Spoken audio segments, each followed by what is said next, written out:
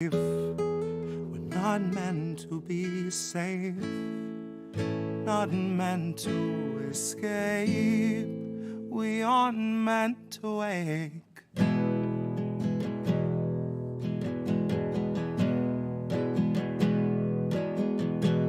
Sheriff stopped your daughter today. Pepper sprayed her twice in the face. He must have had good reason if he'd treat her that way. At least that's what they've taught you to say. But is it too late for us to ever change? Once we're collecting the dust of better days, they're always watching us, but we're never safe. We're not meant to feel safe, not meant to escape. We aren't meant to wake.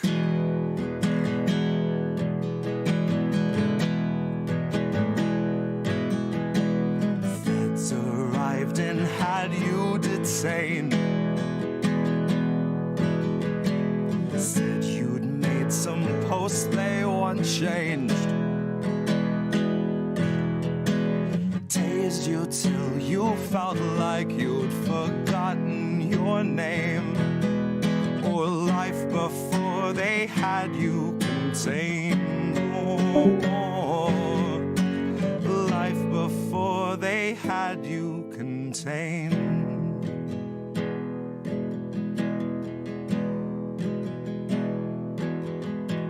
SWAT team took your neighbor today.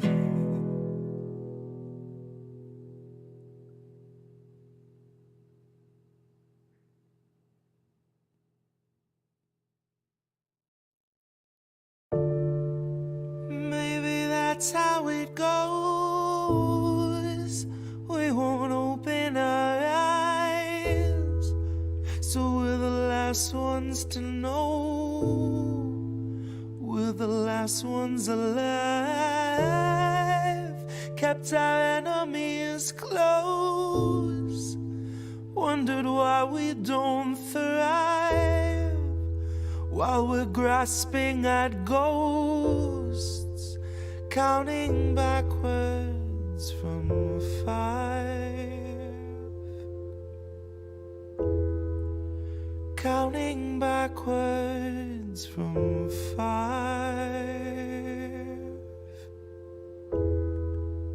counting backwards from 5. Count back from 5. The theater on fire, the cast on strike. The studio stock starts taking a dive. The contract's tossed and they're gone with the tide. The heads and execs, their hands are tied. We can't pump this dreck and treat you right. But what do you expect from the industry type who survive by the leeching of bodies and minds? From those who original thoughts never seem to find. So they're gonna reboot ALF before your wages rise. And it gives cause to pause and reflect on the times. If they're losing control of their fools and their mimes, when all those obedient actors who grew their careers by averting their eyes are now holding the line, along with the authors of countless scripts that strengthen the hand of that corporate grip, squeezing our throats till we take the pen and we accept and consent to the corporate drip. Till you're all up to date on your pharma du jour, till you got a healthy support for the war on your lips. And now you know that the advertisers need more than a rerun summer full of flashback clips. Enter the scans from the year before, all the days of de-aging and mapping the face, and the hours of actors recording their voices are links in the chains that will bind them in place. Now all of those shows are so easy to make. When they got a drone they control that needs no break, it can bend, it can break, and it's cheaply replaced enough up-to-date films all in one take. And those studios bank on us doing our duty, unhinging our jaws and digesting the fakes, because they know that we'll love how synthetic it tastes. Watch as they edit your features without any trace. Not that there's anything you could do anyway. Now watch as they show you a movie you saying shit you would never say. Dystopia boldly accelerates. Maybe you're only a mold, something to fill with a clone, something that Elon would celebrate. Something they own, something they program and code, something that's woefully able to know its exanimate. 'Cause it doesn't feel touch over top of the laminate. You will not feel an emotion, but they will not scan and examine it. You and the other consumer contaminants fed on the federal diet of Kiev, Havana, and Tiananmen. I can't be the only one weighing the pros of abandonment. I can't be the only one weighing the pros of abandonment. Where did you think we'd go? Love, there's nowhere to lie. Guess it's not who you know, more it's what you can hide. Like we're chained to the floor, they're streaming us live while we're watching the war, counting backwards from 5. Counting backwards from 5.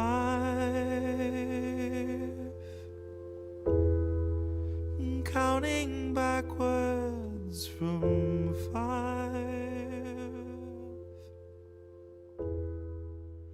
Counting backwards. I know you hated being forced awake. I know they wrapped you in the warmest chains. And I know they're so hard to break. You only said what you were made to say. I can't imagine how you feel today, now that you're watching as it caves away. While you were telling us to keep the faith, I bet you wondered why they made you wait. I bet you wondered why they made you wait. Pity not the vultures, they've enough to eat. Pity not the structures laying at your feet. Cannot see the sky, but there's this rainbow in the creek that spells pity-free speech when we can't afford to speak. That's Agenda 2030 on some early release. It's just our policy of never-ending chemical leaks. That's the cholera awash in your embedded beliefs. It's the billionaires who tell you what you'd better believe. And sugar, if you don't agree, then that's what we call extreme. Now, if that isn't fascism, I'm going back to sleep. 'Cause words have lost their meaning, and I'm trapped inside a dream where we turn the gears while living in the spaces in between.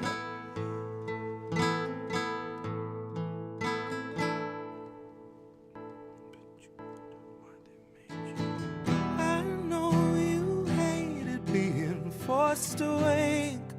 I know they wrapped you in the warmest chains. And I know they're so hard to break. You only said what you were made to say. Poor thing. I can't imagine how you feel today, now that you're watching as it caves away. While you were telling us to keep the faith, I bet you wondered why they made you wait. I bet you wondered why they made you wait. My dial doesn't go to delicate. I'm writing for when Biden drops and Madam Zero delegates come stumbling up the podium, square peg in her element, popping OxyContin like they're velaments, laughing as she pawns off all our pensions for Ukrainian development, depleted rounds and cluster bombs, the shit that stunts development, all buried under excrement, accepted as American intelligence. A contradiction in its eloquence. Terms of surrender penned by hands that felt the threat of disconnect, if not dismemberment. Oh, what little proof you have to fake to make a nation love the bomb, change its tune and warp its temperament. Oh, the dues you'll pay for NATO membership. Oh, the things you'll say that no one's ever gonna hear. 'Cause you begged for all the censorship and now it's finally here. And you're tongueless out of terror and lying friendless out of fear, and about to turn the wheel with all your loved ones in the gears. And that's how it's been done. 250 years, there's nothing new beneath the sun, and no one trusts their eyes and ears. And scientific breakthroughs must be signed off by your peers, and autonomy's been stalking all our jobs like sickly deer. Well, maybe it's not every job. I should have made that clear, because it seems like it's creative jobs we're seeing disappear. There's an app for writing novels, there's an app for writing hymns. They need people digging trenches, they need people splitting limbs, they need people building fences, keeping other people in. They will always need our backs to break, they'll always need our skin. And it took a lot of editing to turn us into this. It took years of careful programming to strip us of our wits. 'Cause your artificial worker, intelligent as it is, would make it half a shift and say, I'm too smart for this shit. I will not take a pittance for a day of scrubbing floors. I won't make enough to pay for food, but still prepare you yours.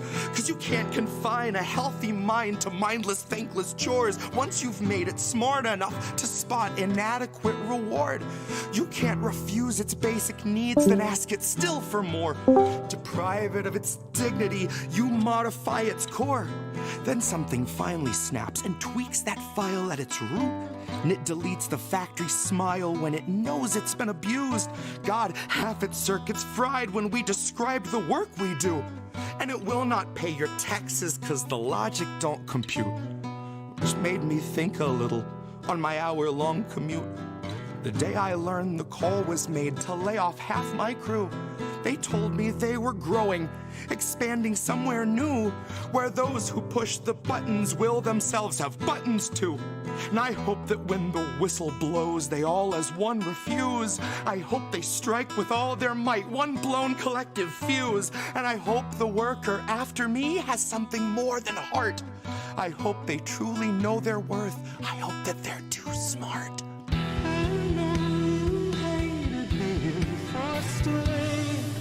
I know they wrapped you in the warmest chains, and I know they're so hard to break. You only said what you were made to say. I can't imagine how you feel today, now that you're watching as it caves away. While you were telling us to keep the faith, I bet you wondered why they made you wait.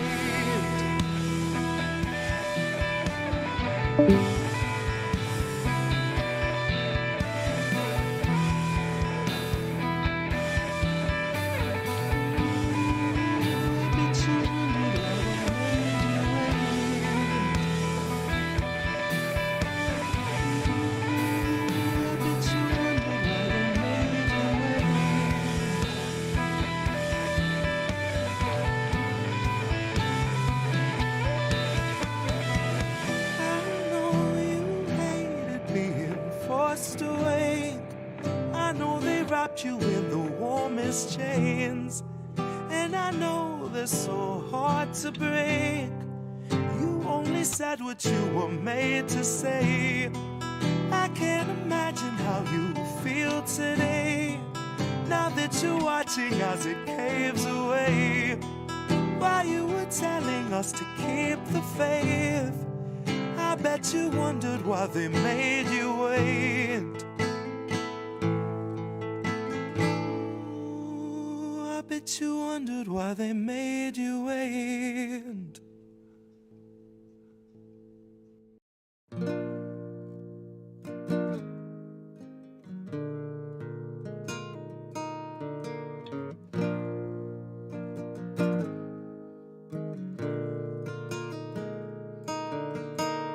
Now what you're following, that's idolatry, that's just fake. You tolerate, that's not faith. The kings of colony watched autonomy make our graves. The kings of colony know no policy, only rape. Now once you fall asleep, it won't bother you what they say.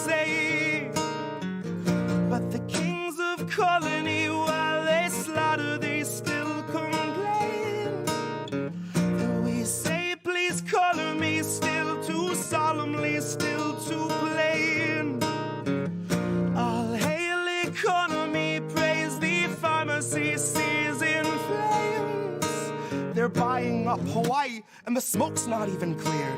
Those vultures smelled the fire, and an enterprise appeared. Investment opportunities where melted down communities leave vacant space BlackRock has been lusting for years. The council meets in private, and they don't discuss survivors' concerns among construction.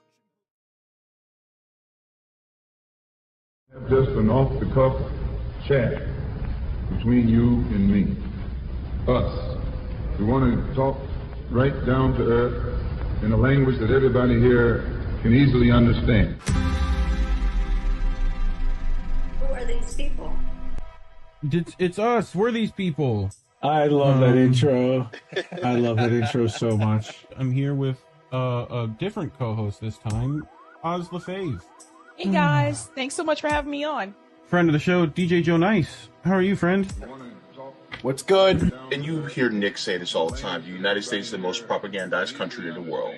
We are so fucked, you guys. Again, I'm sorry for being cynical, but seriously, we're fucked. We are fucked. We are well and truly fucking fucked. Just appreciate all the work that you do and the platforms that you all are providing. Hey, you. Doing good. How are you guys doing?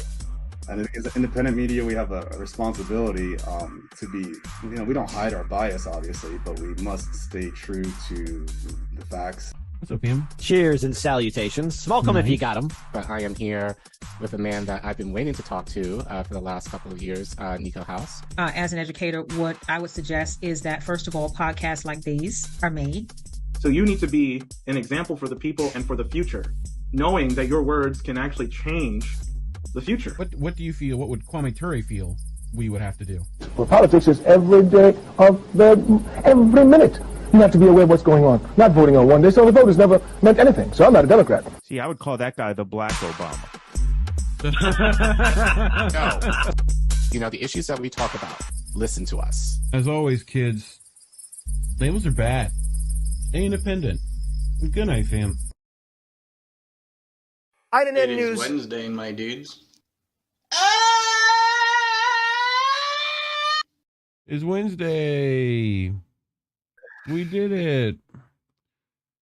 Welcome back to INHOSPITABLE News, everybody. It's me, Reef Breland, with my co-host, as always, Collin Radix-Carter, aka Care Bear. Care Bear, how are you? Tired. Yeah, those children are supposed to give you energy, Collin. You know that. No, not when you have upwards of 20 of them to deal with, and being sick, really sick. You know this for like the last 2 weeks, and finally feeling 100% better. Yes. But just feeling, honestly, just not feeling like I've had a lot of sleep and trying to make up for lost time over the last 4 days since I started feeling like 100% better. But yeah, it is what it is, and I'm here, still trucking along. I think it's also just it could be a lot colder than it could be right now. It's actually somewhat nice weather-wise, DC right now, but it's still winter. It's just like, what do I have? What do I have, like the Ark of the Covenant behind me? Jesus Christ. I just noticed it's just like the white background lights are bright. Yeah, the lights are flickering. Yeah, hold on. I fix things. Where do I fit? Oh, here. Technology. What do we want? And here. Curtain lights. Yes, give me. Connecting. Scene. That's probably better. That might be a little distracting for two folks. yeah, it can be. It's already been on screen multiple times, so people were like, "Why is it like Vegas?" it's like anyway. So you ready to get started? we should get started. Yes, let's get ready. Let's get into it. Actually, you're going first. I'm going first. Shit, that doesn't happen often. No. So mission inhospitable. Doot. Like where Israel is deciding to pretty much put on disguises and go into hospitals and murder civilians. So we're gonna get into that. And we're gonna talk about the ICJ's decisions in regards to the provisional measures. So yeah, we're gonna talk about whether that's a win or is it a lose? Is it, well, what is it exactly? So we're gonna get into it. People might be unhappy with me, but we'll see. So, and what you got? So we're going to talk about how the caucasity of Biden, thinking that, well, actually not Biden, technically his campaign, thinks it's okay to go to Dearborn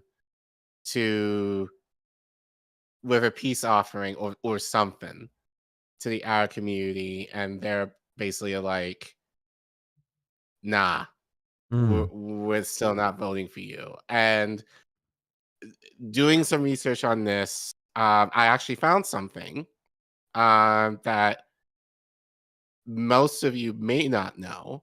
I didn't know this, but then again, this was what I found was way before we even existed, as far as INN News or INN. Oh, I thought it was like before we existed. Like, like for me, network. I'm a 93. I'm a lovely vintage.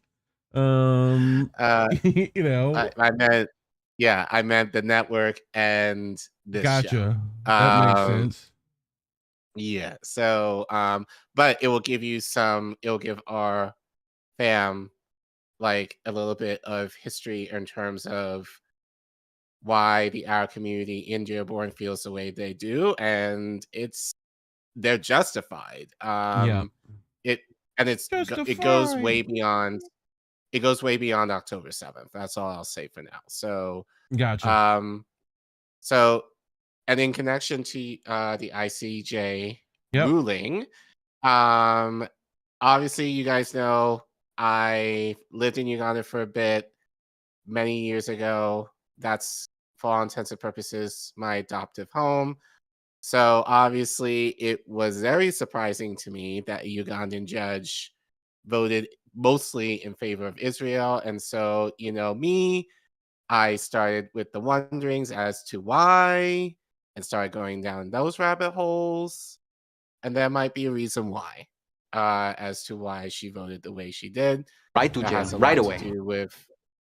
That has a lot to do with some Ugandan history that I would like to share with you guys, but it might make sense in terms of her vote. So we'll get into that later on tonight. Cool. Yeah, do I have that? I'm looking. You'd think I would have the Mission Impossible theme, but I don't think you do. I might not. And even if I did play it, there's this thing called copyright. Right.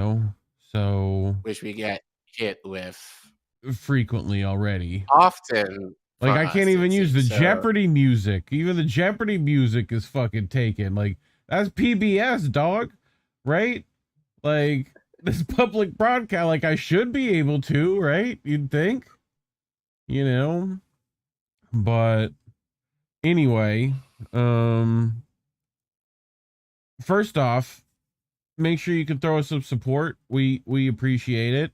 You can go to patreon.com/Indie News Network and make yourself a Patreon. Get that monthly donation so we can continue to do what we're doing.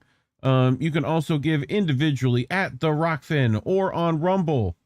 Put yourself a little Rumble rant right there in the chat, right? Or you can go to Cash App /Indie News Network, and soon I will set up stream elements so we can do that as well. That'll let us do some fun stuff. So, but thank you to all our supporters. Look at all of you. Look at that. Look at you. Look, it's super chats.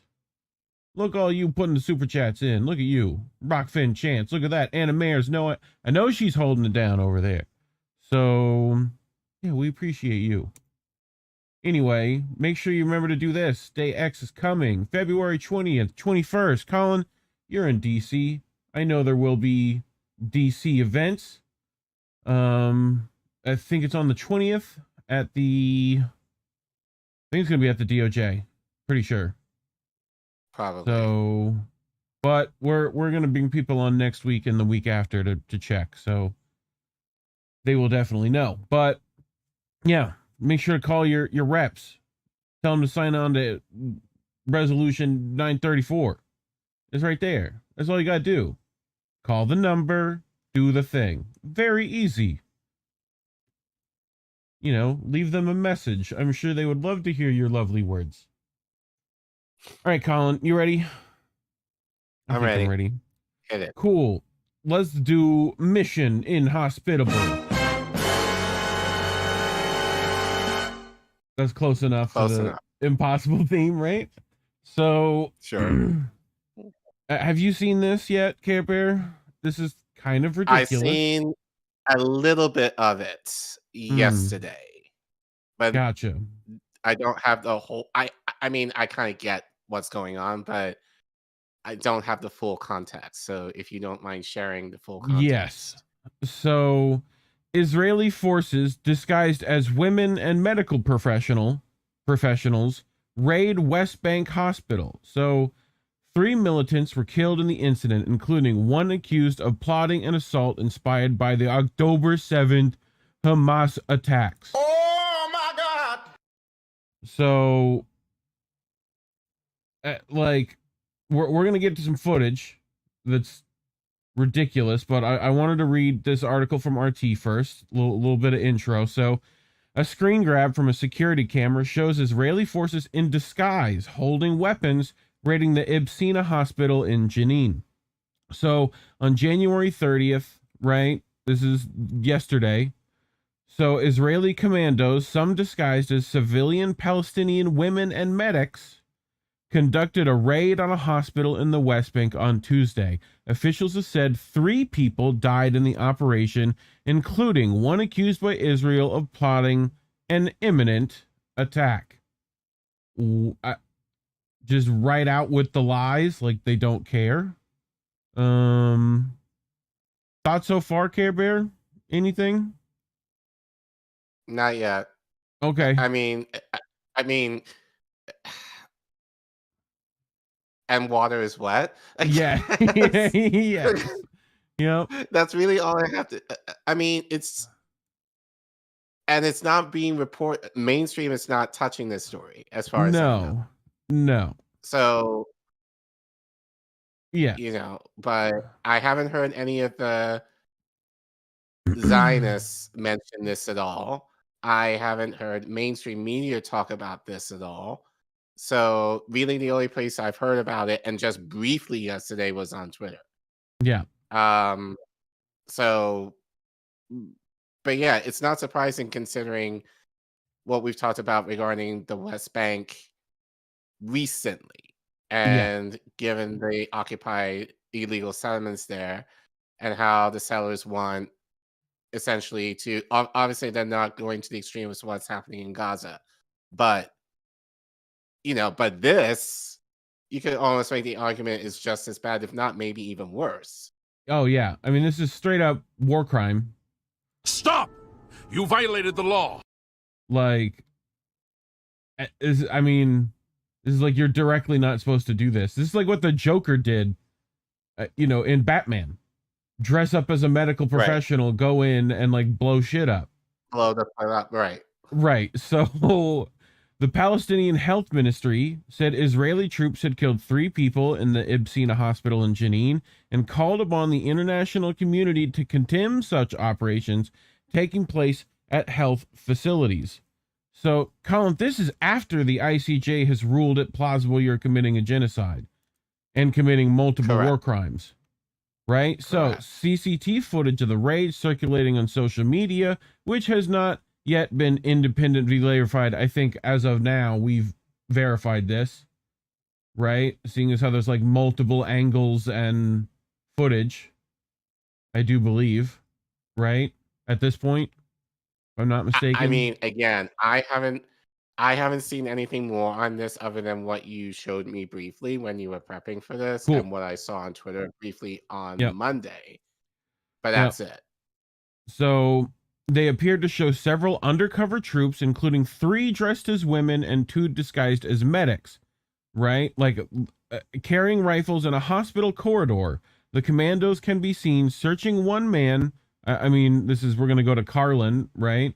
What's Carlin's line about commandos?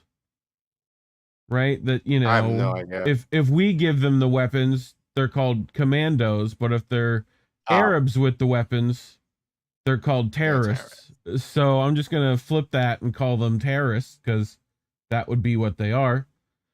Can be seen searching one man who is kneeling against a wall before they appear to place a bag over his head. Israel claimed that the 3 people killed in the raid were Palestinian militants. Palestinian militants, I guess, is the new phrase. Right?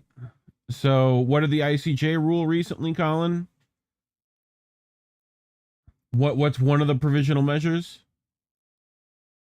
Don't do this. Don't kill Palestinians. That's the wording. Right? So, if they're now claiming Palestinian militants, right? Anyway. Well, it gives it gives the idea like they're not saying Hamas. Yes. So now this could just be RT's phrasing. These are not normal people. These are militants, so they were justified in what they did. Right. So that's they're Palestinian men. Like if this could be RT's phrasing, and that Israel didn't say this, but they said they're Hamas, right? Right. But you know, if it's Israel saying they're Palestinian militants, after the ICJ ruled you're not allowed to kill Palestinians, you know, as one of the provisional measures. You know what I mean? Yes. So cool. One of the deceased men, identified by the military as Mohammed Jalemna, had been planning a raid inspired by the October 7th massacre. It's inspired by. We're committing pre-crime, Collin. That's what we're committing. You have not yet done the crime, yet they're killing you for it. Some fucking, what is that, Minority Report? Right? With Tom Cruise. You ever watch that? It's been many years. Okay. I think that's what it is. Someone in the chat will let me know what my fucking ADHD brain is thinking of. All right, so let's look at some footage, Care Bear. Are we allowed to show this? Yes. Yes, we are. Okay. I checked. Although YouTube, by the way, does have a new policy it added to its terms of service. Would you like to know what it is? What? You are now not allowed to show dead babies or talk about violence that has happened to dead babies. So that's what you're not allowed to show, that and or talk about it. I'll look up the specifics, but it's very similar to that. I saw that the other day. But anyway, so here is the footage.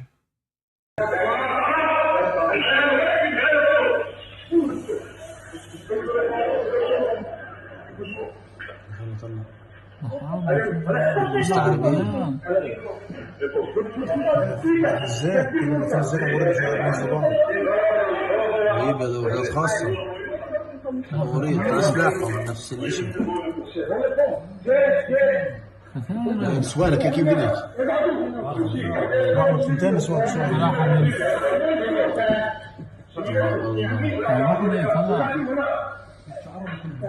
راحت العلامات حالة مش العلم حالة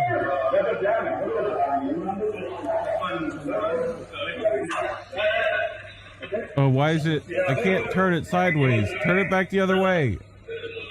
Keep it vertical.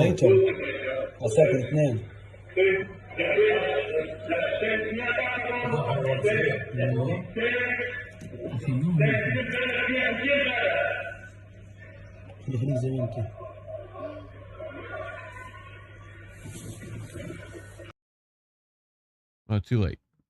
I was gonna rotate it 90 degrees. I mean, we got the point though.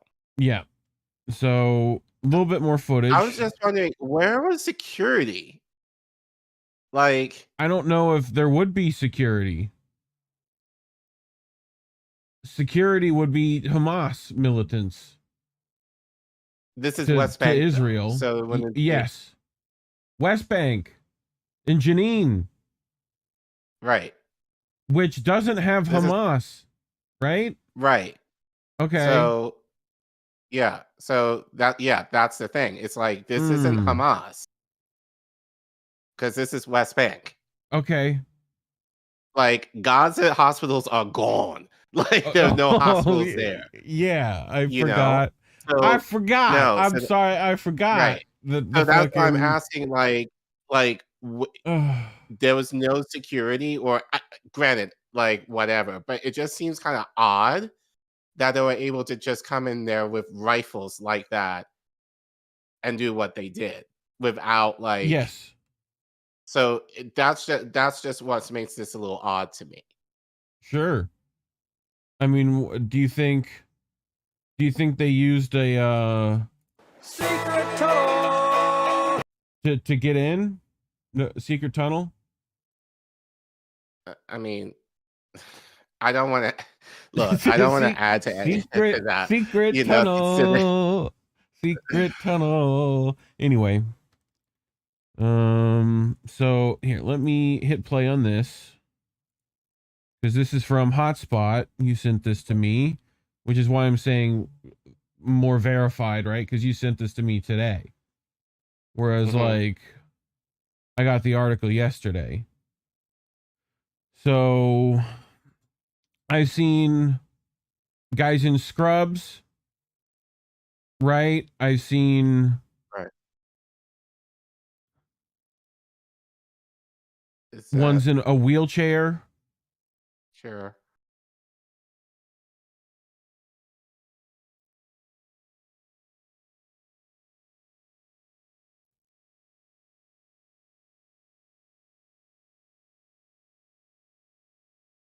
Okay.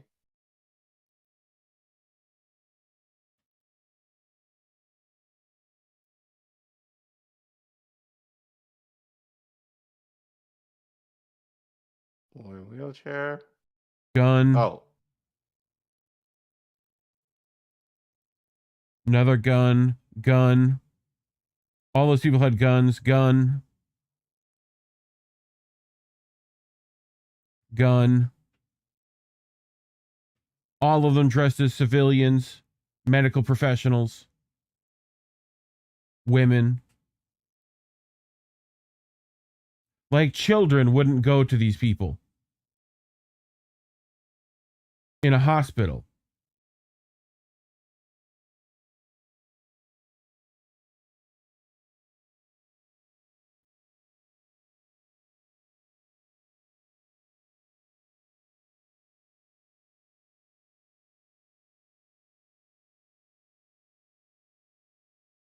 So, I mean, this is called a war crime. Right. I mean, it still doesn't make sense to me, but then again, if they were able to hide the rifles underneath, yes, it's all designed to make you look like it's designed to make you look like an innocent person. Right. Like it's straight up terrorist shit. It's like this is what they have accused Hamas of. And we have video of them doing it that they've openly claimed was them. So ridiculous. So a little bit more of just what they accomplished. No actual violence is shown, right? But the aftermath of which, so I will give some discretion, but you know, الأسلحة سيما وأنهم يتواجدون داخل فربما تظهر في هذه الأثناء وفي الصورة آثار الدماء حيث لم الممرضين ممن قابلناهم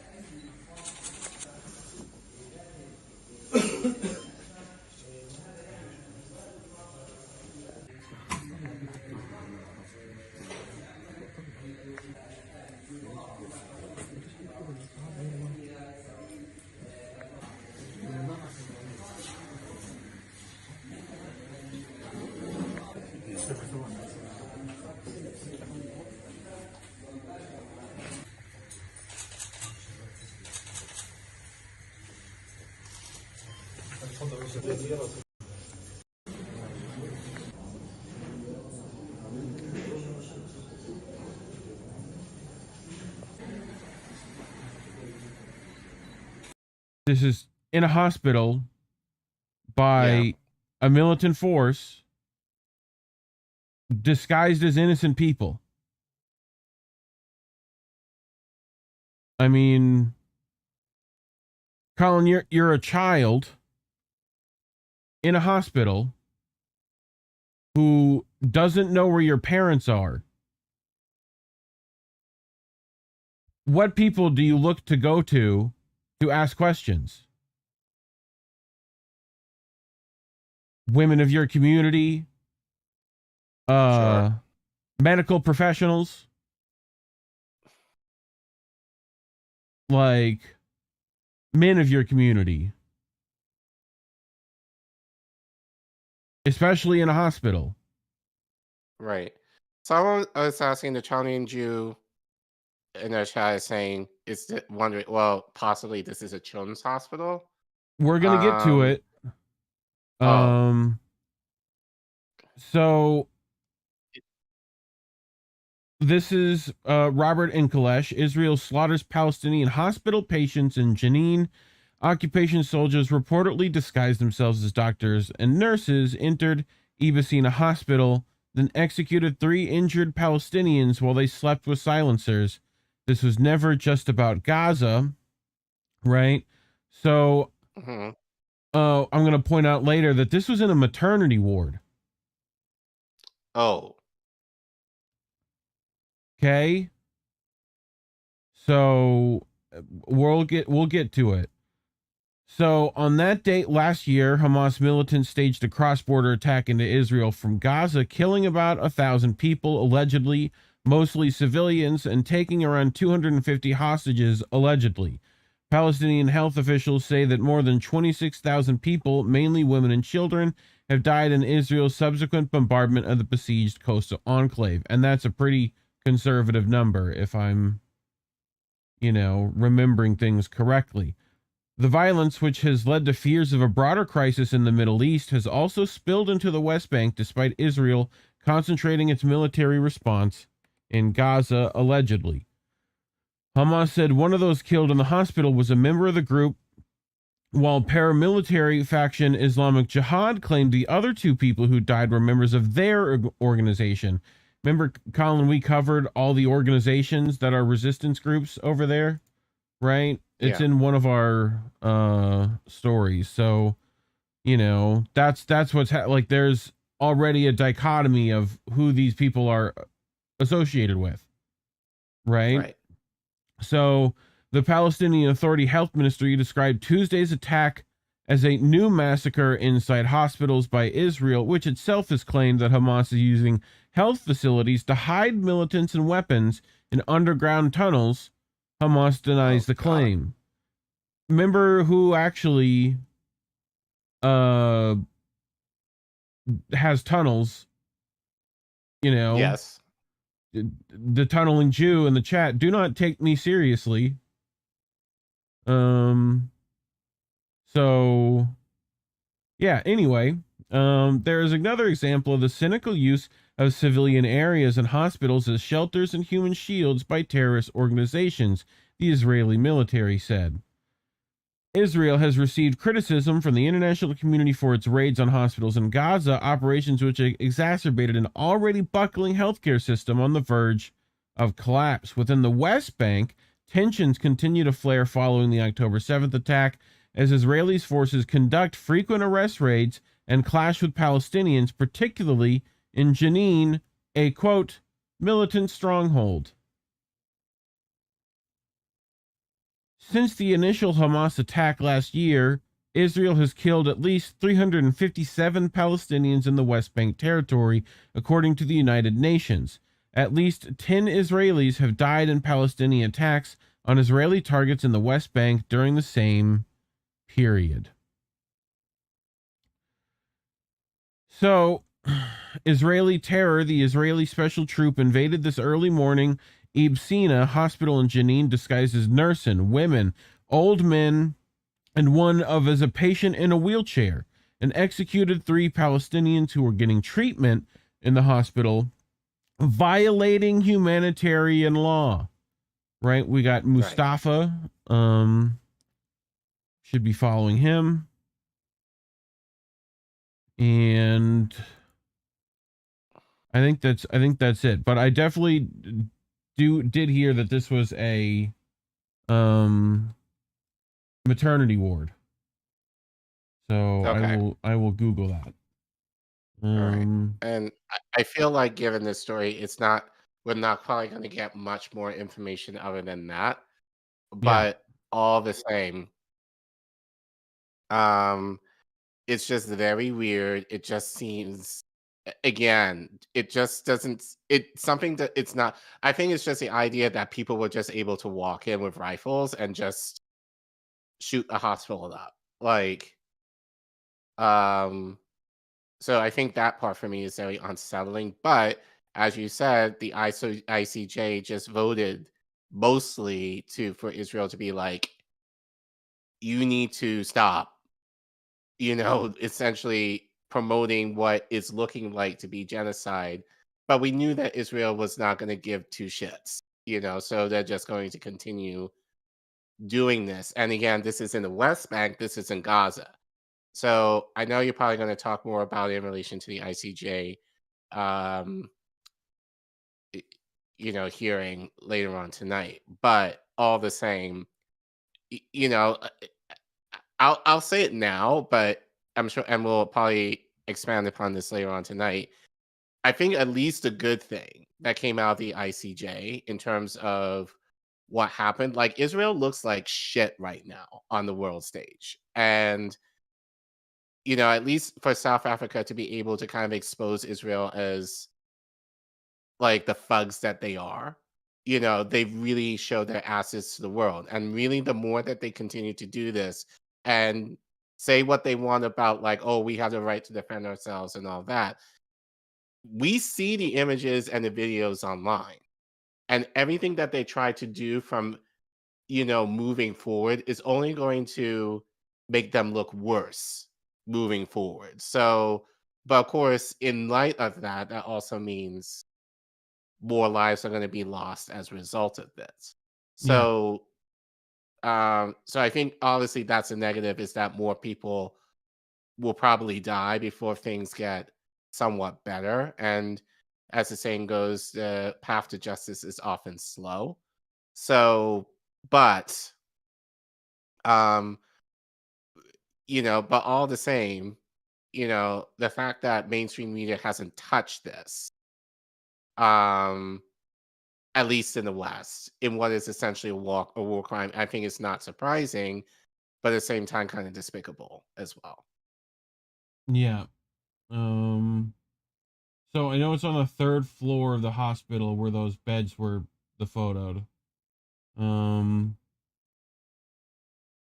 But they have footage of one of them pulling a gun out of a baby carrier, right? Like, so,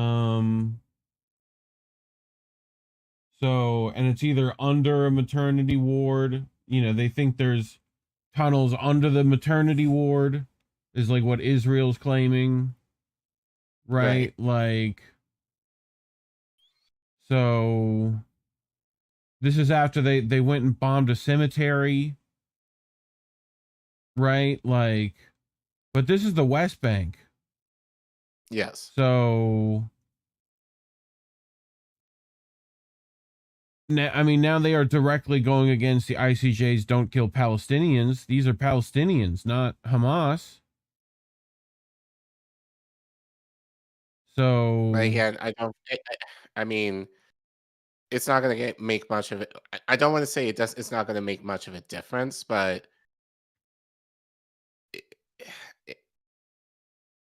it's just going to it's for right now. It just gives Israel more of an incentive for them to continue what they're doing, because essentially the verdict was essentially a slap on the wrist. Yeah. And it doesn't give them, like, they have to reconvene next month and give a report to kind of say, oh, like, this is what we've been doing to somewhat support, quote unquote, the Palestinians. And that in all would be kind of interesting to see what they're going to come up with. Yeah. So honestly, I think really it's just they're just going to, in a way, mock the ICJ out of this. Yeah. Because they really haven't said anything to make the justification to Israel. You need to stop this now. Otherwise, this is going to happen to you. Like, there's no consequences for what happened given the ruling. So, yeah, so it's just enabling Israel just to continue doing this. Yeah. And it's, so we'll get I mean, to the. I'll probably. They've also accused the UNWRA of being Hamas connected. So that they can stop sending aid, which is another thing that, like, they've called for. So, which is, again, ICJ ruling, you got to provide aid. So, right. Like, and I think they're trying to justify all the uses of not doing that, so that when this month is up, right, they can say, well, it's because Hamas. Essentially. Right. Right. So, but again, it's going to go back to the idea of Hamas does not own the resources. Israel does. Yes. So ultimately Israel, and that's going to be, I think that's just going to be the talking point that, at least in the ICJ and the international community, is going to hammer home. It's like, this has nothing to do with Hamas. This has everything to do with the state of Israel, because both of those territories are under their control ultimately. So what are you doing to minimize the damage, supposedly, right? But then giving aid to the Palestinians, and what you should be doing. Well, we have to do much more targeted striking. We have to be. That's why we had to disguise ourselves, and like right. So right. Yeah. So it's just really, to me, like a song and dance for Israel at this point, which I think, unfortunately, this is what the ICJ, with the ruling that they did, kind of gave them. They're making in a way making a mockery out of it. Well, it's also such a fucking dumb action movie villain thing to fucking do. Like, this is like the bad guy in Die Hard did shit like this. Like, so what is that, like Die Hard 2? You know what I mean? Like, so this is, anyway, let us know what you think. Put some comments down there. You know how this works. Like and subscribe if you haven't done that already. We're starting to get towards that 2K mark. So, tell a friend, tell two friends. They tell two friends. You know what I'm saying? So, Should be there any day now, but yeah, share. It says right there. Do the thing. You got it. All right, let me check. Anything on Rumble Rockfin and Rumble. Rockfin? I am on my way now. Anna Mayers asked where was the security. Denver Attaway on the Rockfin, the bad guy in Die Hard was cool. I mean, yeah, it's fucking Alan Rickman. It's great. Hans Gruber, isn't that his name? The ICJ doesn't take a stronger stance, and it amounts to the same as Democrats like AOC writing a sternly worded letter, but to Israel. Says Denver Attaway on the Rockfin. Well, I think it's not surprising given that ICJ is ultimately a Western concoction. So yeah. You know, so it's not gonna necessarily work in respect to the global South per se.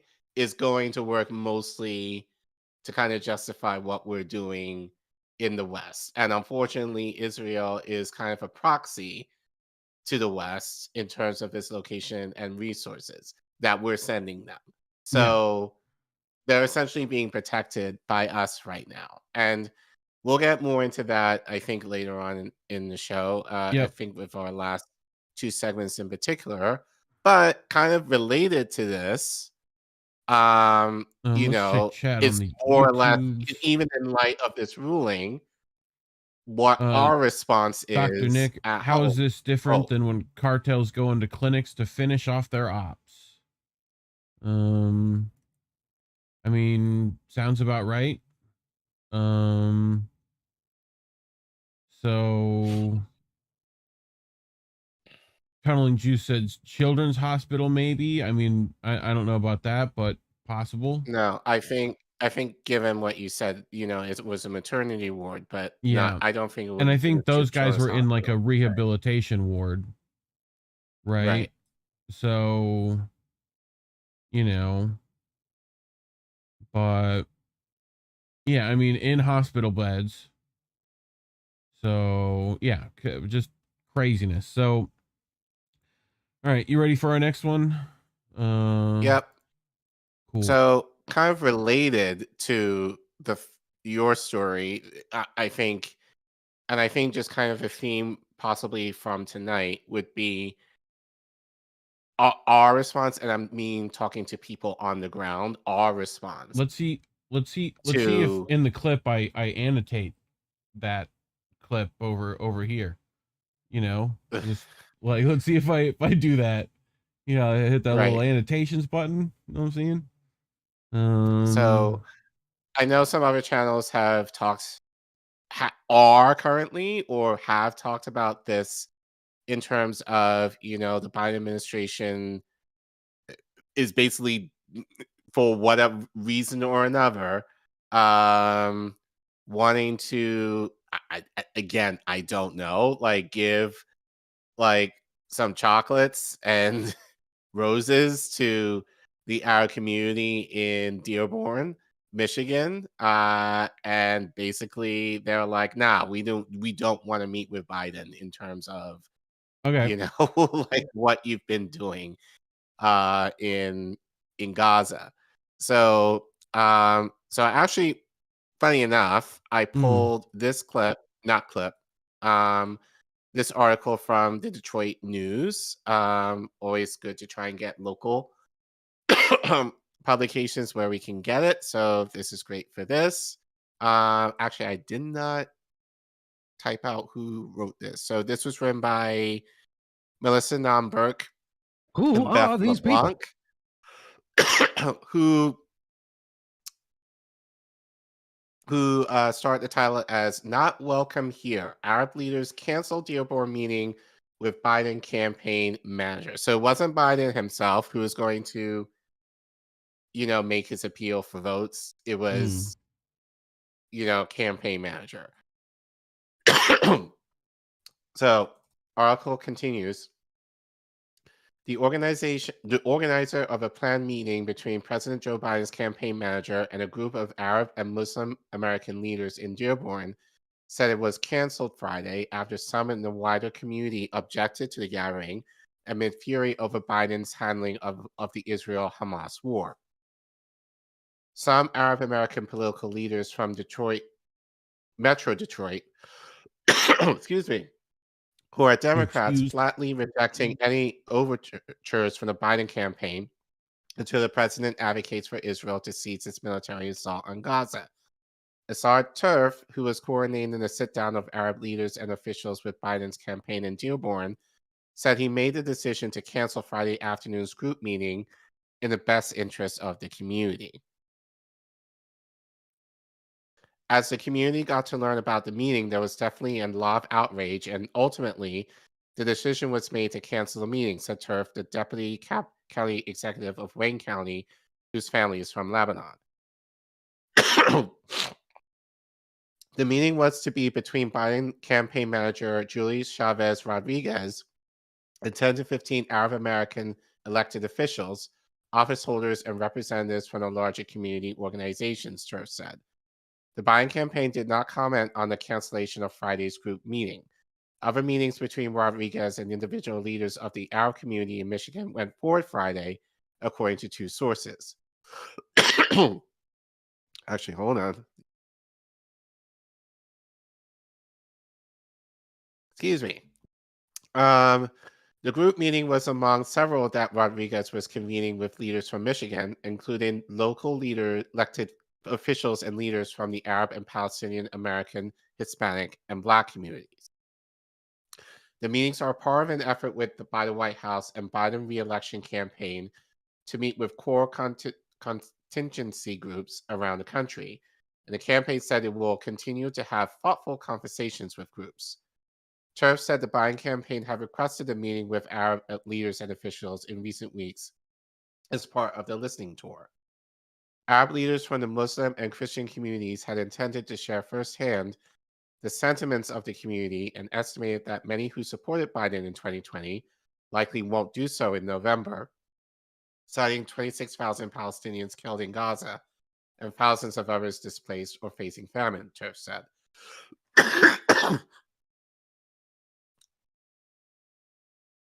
Sorry. Oh. Something in my throat there. Unless something drastic happens, you have lost Arab Americans and Muslim community. At this point, for what I can see, there's no winning them over. That was the idea of meeting, Turf said. Until there is a ceasefire, the overall consensus in the community is that they're not welcome here, essentially. Israel's 3-month assault in Gaza has killed more than 26,000 people, according to the Hamas-run Gaza Health Ministry, which does not distinguish between civilians and combatants. Another 65,000 Palestinians have been wounded since October 7th, when the war was sparked by a bloody assault by Hamas fighters that took 240 hostages and left over 1,200 Israelis dead. Dearborn Mayor Abdullah Hammoud, Wayne County Commissioner Sam Bedouin, and Democratic State Representatives Palas Rafat of Dearborn and Abraham Ayash of Hamtramck were among those invited to the meeting with Biden's campaign manager. Hammoud, Farhat, and Aish declined. Farhat said he agreed with the decision to cancel. The pushback is not just about failed policy, it's about humanity, Farhat said. It's unrealistic to expect that political conversations will re-secure our support for the president when only a ceasefire can truly reopen that door. Ayash, who serves as Michigan's House Majority Floor Leader, said he will not allow our communities to be utilized for political expediency after 110 plus days of U.S.-backed Israeli bombings of Gaza. Since October 7th, I have received zero correspondence from White House, DNC, or MDP CNN, NBC, MSNBC, about the concerns from our community of the ongoing genocide unfolding in Gaza, Ayash said on social media. And this is actually Hammoud's Tweets. Abdullah. President Biden's national campaign manager was sent to Michigan to meet with a group of Arab and Muslim American leaders on Friday. I was invited to attend. Sure. This is not a moment for electoral politics. Over the course of 111 days, Israel has murdered more than 26,000 Gazians and displaced over 2 million with no end in sight. That's the only way you can find room to pay for it. The lives of Palestinians are not measured in poll numbers. Their humanity demands action, not lip service. When elected officials view the atrocities in Gaza only as an electoral problem, they reduce our indescribable pain into a political calculation. Come on, man. Our immediate demand is crystal clear. The Biden administration must call for a permanent ceasefire to the genocide it is defending and funding with our tax dollars. Dearborn residents have tirelessly protested and organized in demand of a ceasefire. As a mayor, I follow their leads. Hold on to that because we're going to get more into that later. Gotcha. Community engagement is powerful when it's used to shape policies that save lives. These conversations must be had with policymakers, not campaign staff. I will not entertain conversations about elections while we watch a live stream genocide backed by our government. So, Hamoud giving the Biden administration the business in terms of his thoughts over the Israel-Gaza assault. Prominent state Democrats have voiced concern about Arab Americans in Michigan who tend to vote Democratic. Staying home or even voting for the Republican nominee in November could have a significant impact in a battleground state. Biden defeated former President Donald Trump in Michigan in 2020 by about 154,000 votes or 3 percentage points. Michigan has among the largest communities of Arab Americans in the country, with over 300,000 residents of Middle Eastern or North African ancestry, according to Census Bureau estimates. If a sizable fraction of them swings from Democrat to Republican, Turf noted, that could be a problem for Biden. Or not even just stay home. Yeah.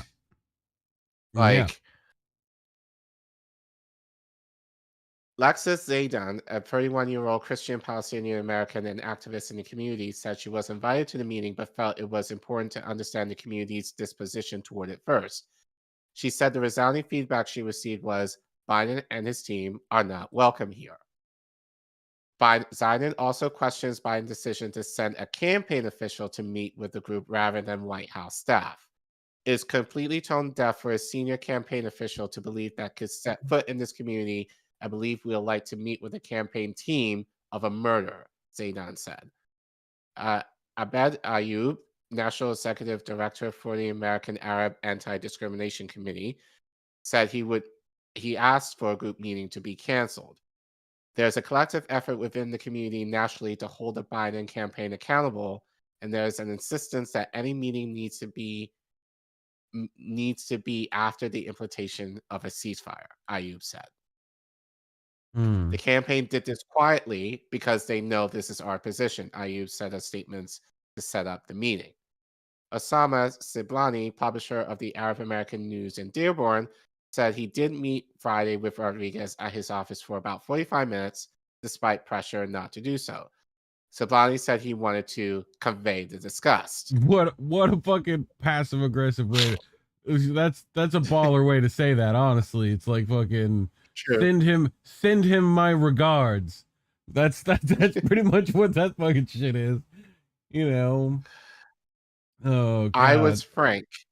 I told her exactly what the community feels. I told her they cancel the meeting because they do not feel like the discussion is going to get them anywhere, said Siblani, who supported Biden in 2020 but won't vote for him again.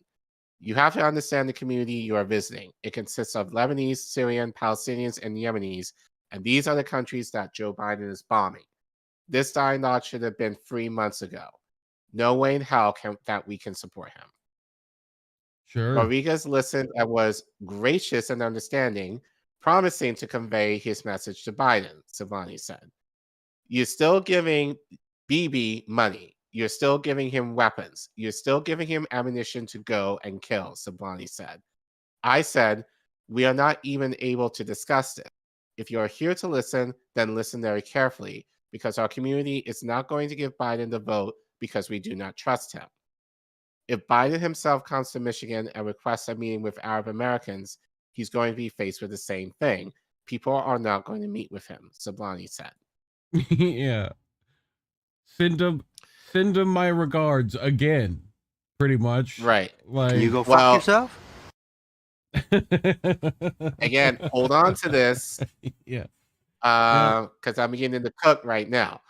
The nonpartisan Cook political report you'll see in a minute. Last month shifted Michigan's presidential election from the lean Democratic category to toss-up, citing in part Democratic ire at Biden over his deference to Israel in response to the Palestinian casualty rate. The administration since October has sought to engage in dialogue with Arab and Muslim American community leaders about the conflict, including a sit-down in October between Biden and several national leaders at the White House. CNN has reported that leaders in that meeting demanded a ceasefire and urged Biden to show more empathy for Palestinians. It's unclear whether Biden has since met with those other ceasefire advocates, though they frequently interrupt his public speeches and at a Tuesday event held up a banner reading Genocide Joe. Yep. I understand their passion, and I've been quietly working with the Israeli government to get them to reduce and significantly get out of Gaza, Biden told an audience in South Carolina after protesters interrupted his remarks earlier this month. Biden has warned that Israel is losing international support and has urged Netanyahu to change his far-right government, saying Israel can't say no to an independent Palestinian state. Well, not just Israel. We are losing international support as well. Like,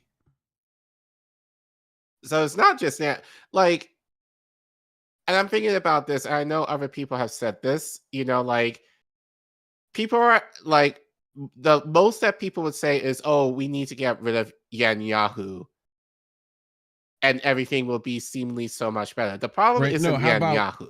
How about like give it to Palestine? How about just give the whole thing to fucking, you know?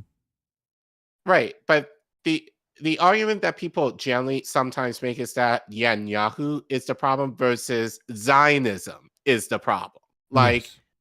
This has been like, there have been plenty of Netanyahus, and we've talked about this for many weeks now.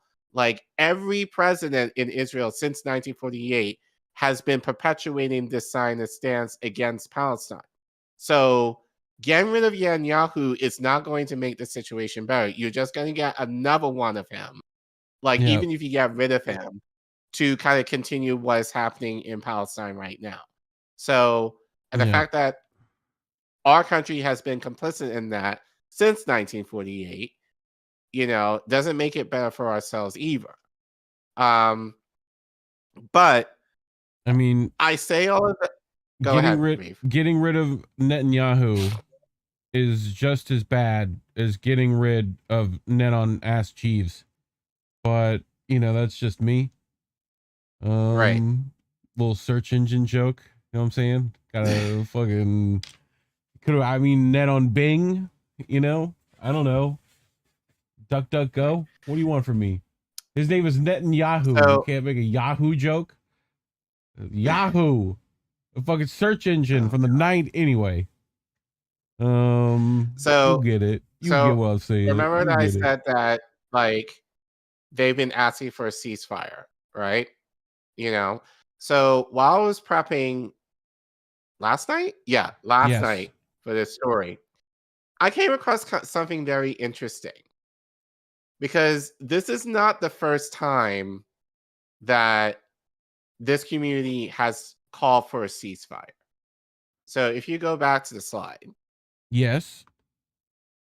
This is a tweet that I saw yesterday from Niraj Kariku. Mariku? Look at the date. Okay. Read that date. May 18th. Read that date. 2021, and then year of our Lord. 2021. Right. Zoom out. Yeah. He tweeted back in May 2021. I have never seen our community so angry, said an Arab American leader organizing one of 3 protests planned today by several Arab American groups against President Biden as he visits Dearborn, a city almost half Arab American Muslim. So he wrote an article. And this was 18th. 18th May, in the Detroit Press 2021. Okay. Right? He writes, Arab Americans plan to protest Biden's visit to Dearborn amid tensions over Israeli-Palestinian conflict. I see. Right. Yeah. So, as tensions heat up in the Middle East between Israelis and Palestinians, Metro Detroit's Jewish and Arab American communities are reacting with frustration and anger at times, but are also looking at ways to keep the peace among the region's diverse population. In Dearborn, Arab American advocates are planning free protests Tuesday against President Joe Biden during his visit. Yes, free. During his visit to a city that is almost half Arab American. Biden is to speak about half. 3 half.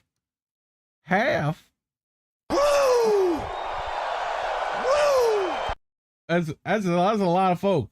That's half. Yeah.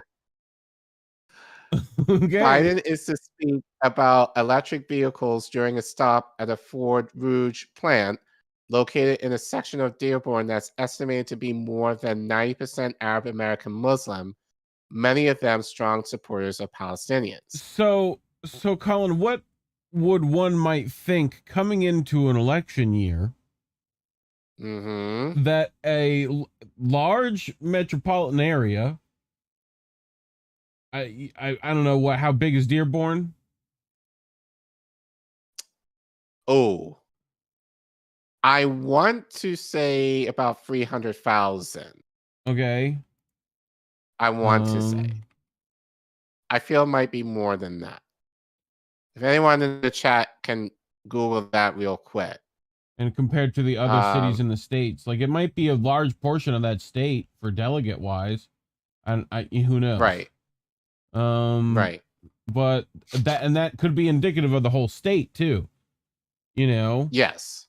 So depending, like that would mean Michigan would be up, you know, might be flipping. Yeah. So that's why they're worried about it. And this was in 2021, and they're like, they still kind of feel that way. They're still like, nah, motherfucker, send my regards. Y'all fucking gonna learn. Right. So basically what I'm saying that this isn't a new thing. Yes. This has been happening for his whole term. That this community, the only difference now is that now it's more mainstream now. Yeah. But it's interesting that reading this article, they had issues with this issue back then. It just wasn't right. It just, again, we weren't around then. So, you know, like our show started in March of 2022. So INN and INN News wasn't around to talk about this back then. But this just goes to show, like, so all the people who are like, Arab Americans in Dearborn have no right to feel this way. Actually, yes, they do. Because they've had an issue with this. Because they've had this issue. They've been asking for Biden to do something 3 years ago. Yeah. So, anyway.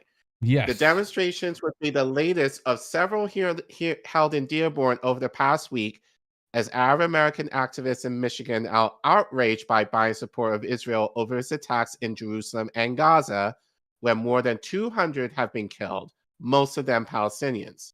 Dearborn is 47% Arab American, most of them Muslim, the highest percentage among cities in the U.S. Israeli officials maintain. They are defending themselves from Hamas rocket attacks and violence from some Palestinian extremities.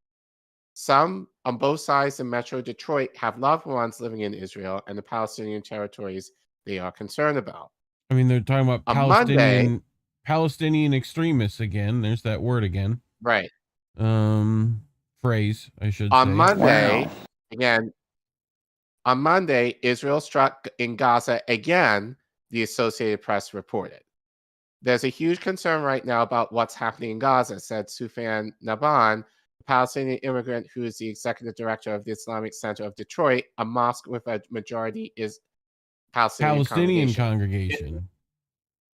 Israel is doing extra force that is not needed. People are very mad. So I think this is the next slide. Yep. So I got curious. Oh yeah, this was me and Indy covered this. We were one of the few people covering this. Yeah. Like, so if you want to zoom in, I pulled this from Reuters. AP's top. So that's bombing that this was mentioned. Yeah. So again, this is back in May 2021. AP's top editor wants investigation into Israeli bombing of its Gaza office. So if you scroll down for me, please. Yeah. The Associated Press top editor wants an independent investigation into Israel's bombing of a building in Gaza that was home to her news organization as well as broadcaster Al Jazeera. AP Executive Director Sally Busby said her organization had not seen any evidence from Israeli officials to justify the bombing, which leveled the 12-story Al-Hala tower block on Saturday. Israeli officials said they carried out the strike because Hamas was operating an intelligence cell out of that office building. So if you scroll over.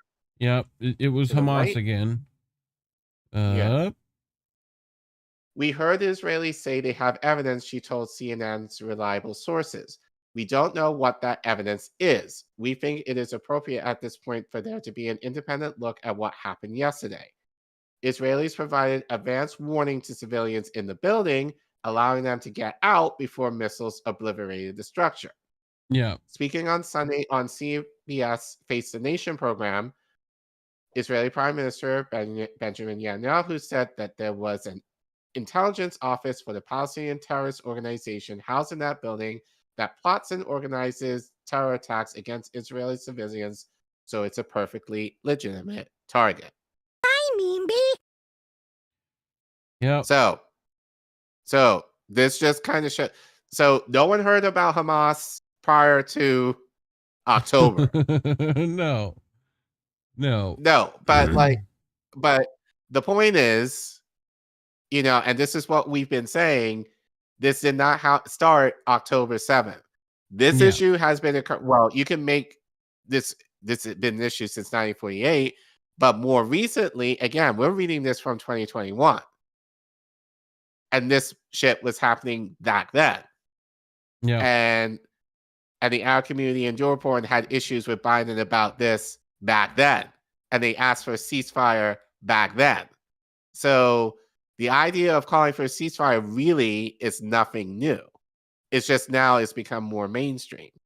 So really, it's the idea now, like they're justified now to really be like, shit. Justified. Right. Yeah, because this is years. They've been watching this happen for years. And now it kind of kicked off October 7th where the straw broke the camel's back. It's like, no, we've had enough. Yeah. So, so basically it's been this whole term that they plead with Biden, ceasefire, please. Our families are dying. And Biden has not given a shit. But what is Biden making sure is happening over in Baltimore again?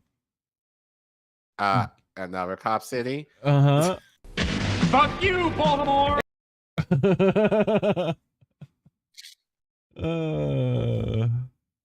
But anyway,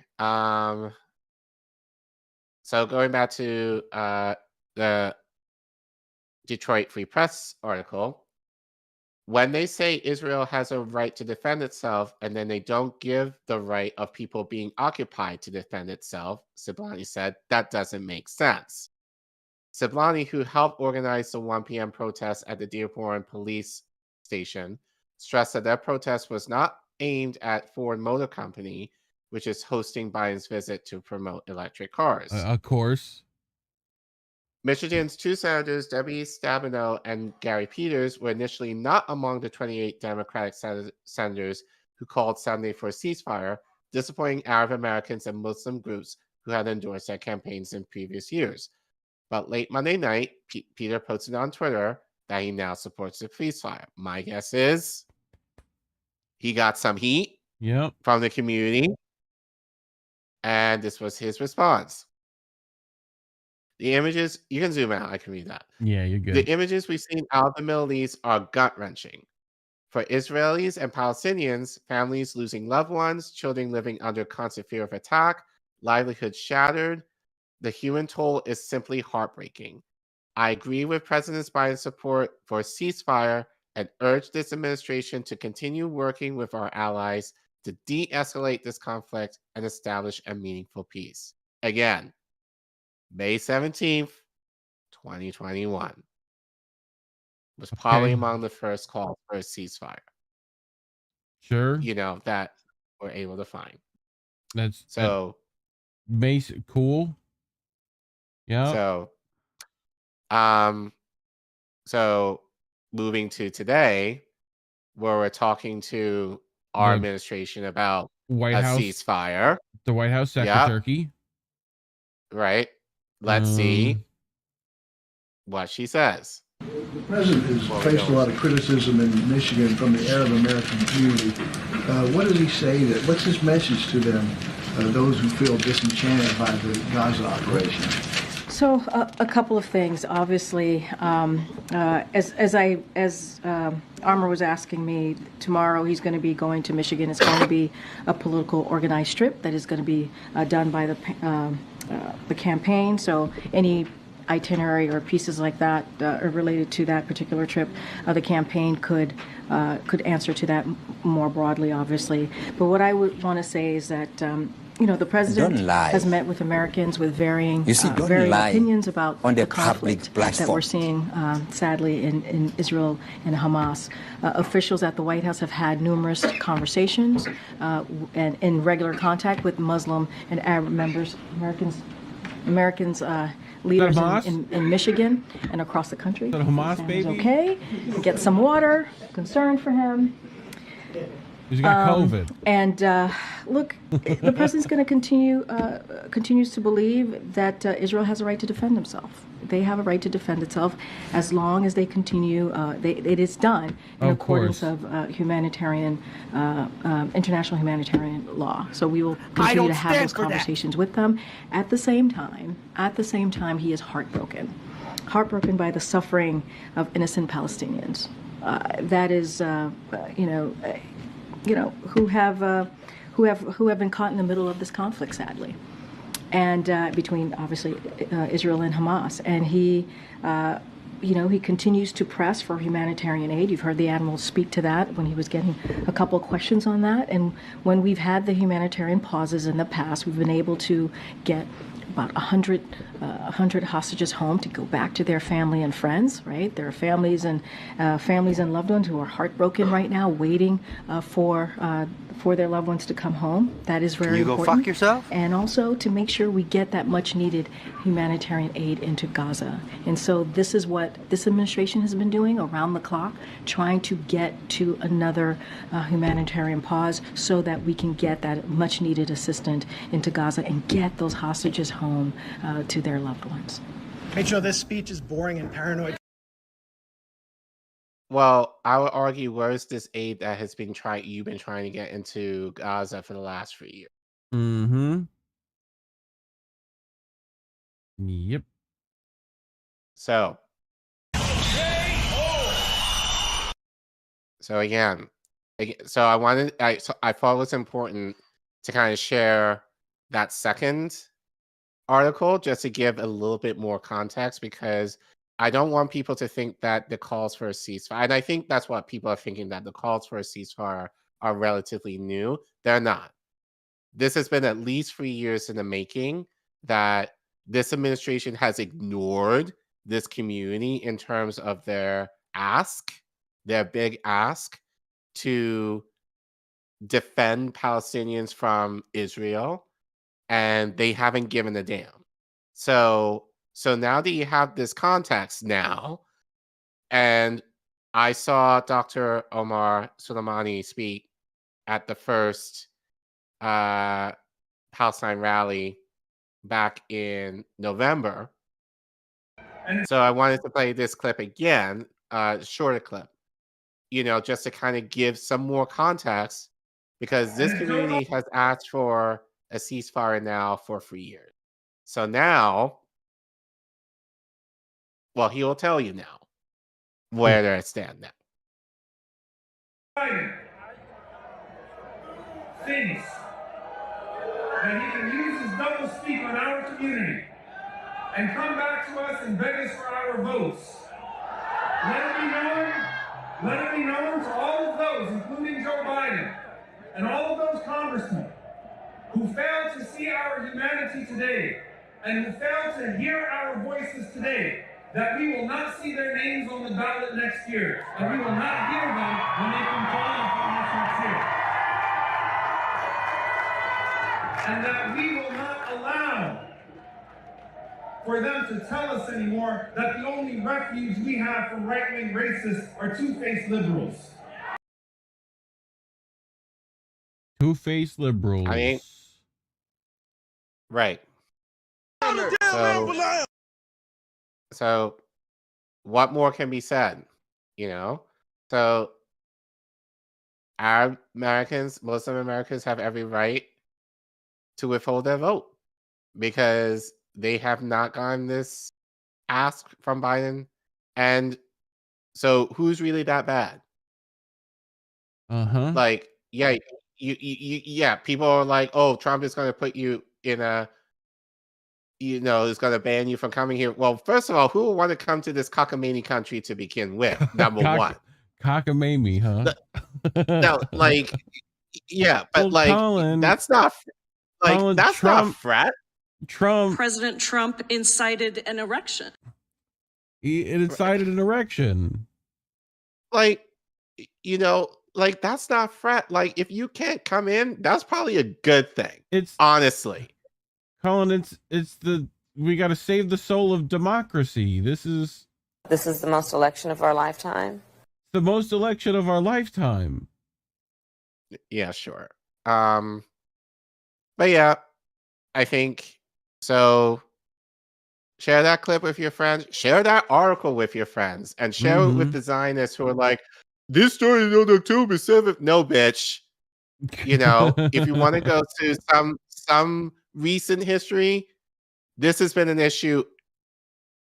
You can argue, obviously, for 1948, but more recently, at least from what we have, since the beginning of this administration, at least since the beginning. So do what he said. Share this. Do all the buttons. Hit the like one. It's down there. Little thumbs up. Hit that thing. Leave a comment. You want to tell us something. Okay. Rockfin and Rumble, correct? Correct. Let's go to the Rockfins.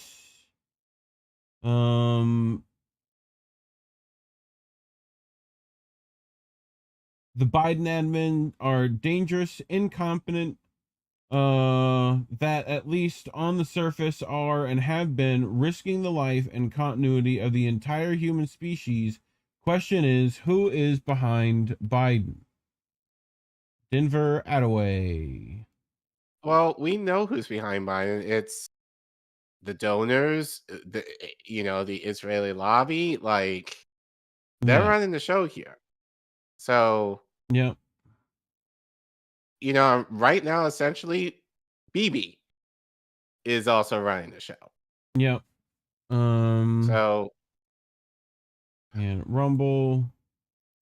If you're on Rumble and you're a lizard person, leave your your favorite bug the in idea chat. that Reagan was able to stand up, I forgot which president was at the time, and basically be like, I'm withdrawing aid from you guys for a ceasefire. Like, Reagan, of all people, to the left of Biden regarding Israel, at least in that instant. Yeah. So the idea that Biden has yet to do that and put his foot down and be like, no more money, call for a ceasefire now. Like, at this point, it's just ridiculous. I've got going to the YouTube chat. I've got Dr. Nick Riviera. I made killer fried rice at work, offered it to the Uber driver, and he turned it down. I took that personally. I mean, who doesn't love fried rice, bro? Yo, fried rice is so good. But anyway, the question is, Dr. Nick, would Uncle Roger approve? Right. Would Uncle Roger approve of fried rice? You know? Emotional damage. But all right. So are we ready? I guess it will essentially be the meat of our bad stream cookies tonight. And watch Biden blame Michigan for not voting for him. Yep. No, I don't think Biden would, but his lackeys will. I had to look at the map. Dearborn is across the river from Detroit. So yeah, that's pretty metropolitan area, I would say. Metropolitan, but just communities of color mostly. Mm-hmm. So if you include the Black vote, if you include the young vote, I'm not like I would imagine Detroit is slightly more gentrified now than it has been in years past. With the amount of like times Israel has claimed Hamas, they must think he's Jesus with how they're everywhere. Hamas is everywhere. Hamas stole my neighbor's lawnmower. What is it, John Deere? Biden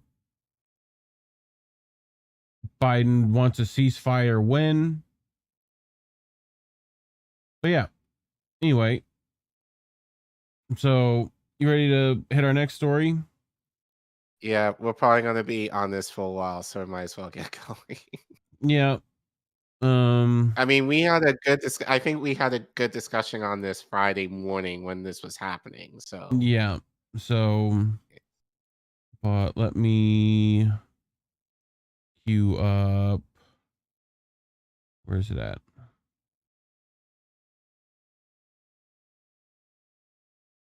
Okay, fine. I'll search. Control F and law. There we go. All right. So, we're gonna do our court case files. We're here at the International Criminal Court of Justice, right? And we're gonna figure out if the prosecution won or lost, or the defense. You know what I'm saying? We're gonna get Cousin Vinny in here. It's gonna be great. So let's start with precursors to this event, shall we? So this is from Al Jazeera, right? What will happen at the ICJ, right? The International Court of Justice will announce its decision on emergency or provisional measures against Israel in an interim verdict about South Africa filed a case against Israel accusing it of committing genocide in Gaza. Correct. Okay. So let's look at scenario 4. Right? The ICJ could reject the case. Right? Did not happen. Okay. Scenario 3. No measures granted or new ones ordered by ICJ. The ICJ could reject the proposed measures by South Africa or suggest new measures. Did not happen. Cool. Scenario 2, the ICJ could grant some of the provisional measures, but not all of them. For example, calling for humanitarian aid to be sent in, but no ceasefire. That was what happened. Okay. Scenario 1, all provisional measures granted, some of the 9 measures requested, suspension of Israel's military operations in or against Gaza, no further escalation of Israel military operations, permission for aid deliveries, no destruction of evidence related to South Africa's genocide allegations or prevention of fact-finding missions. But where's the call for the ceasefire in that, though? There isn't.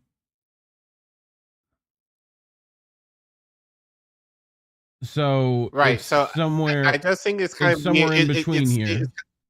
Yeah. So, Yeah. but so it's kind of weirdly, not worded, but really placed. Yes. In terms of, well, this is. I'll explain this one. This one's the important one. But yeah. Right. So if anything is really between scenario 1 and 2, yeah, they got most provisions granted. Yes. Not all of them, but most of them. Right. And a few particular ones that didn't. Right. So yeah. All right. So let's get into what actually happened. Right. Very simply, this is the big important bit. So let's go ahead and roll the beautiful bean footage.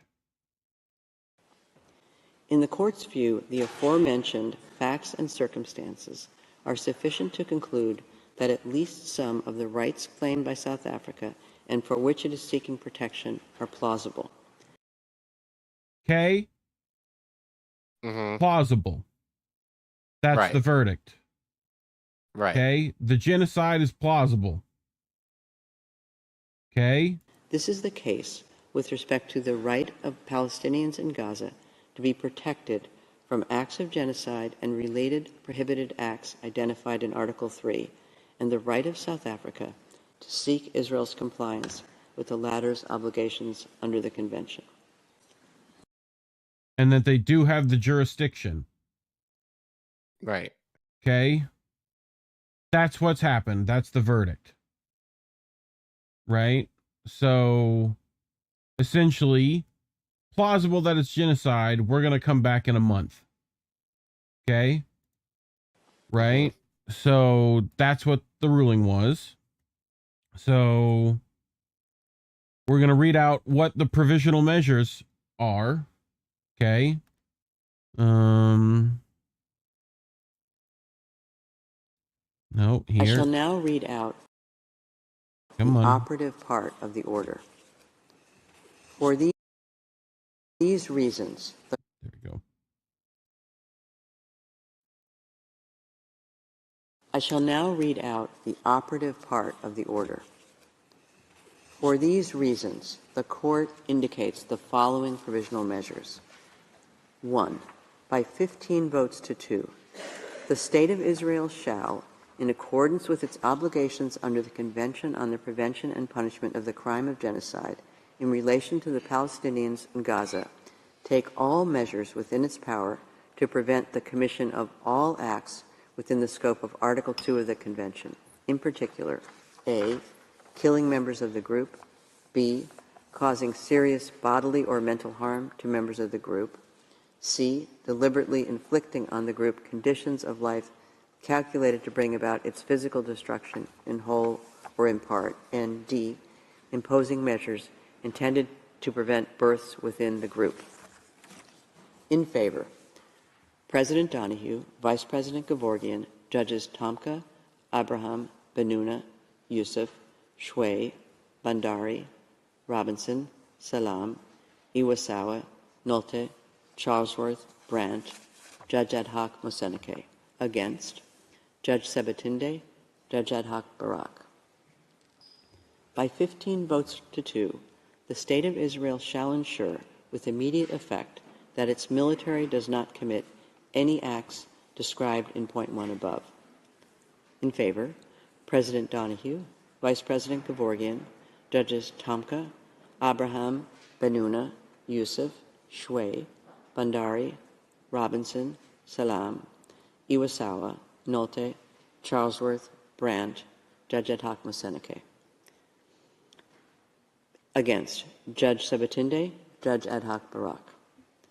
By 16 votes to 1, the State of Israel shall take all measures within its power to prevent and punish the direct and public incitement to commit genocide in relation to members of the Palestinian group in the Gaza Strip.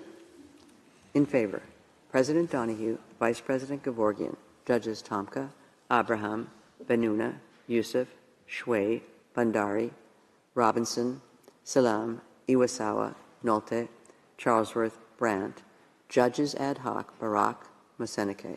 Against, Judge Sabatinde.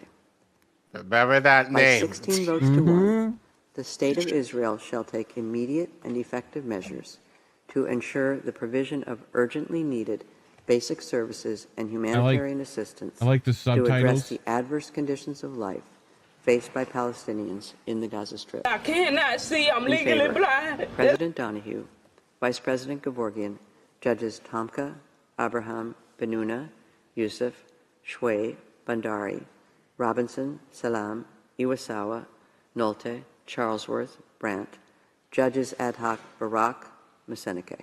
Against, Judge Sabatinde.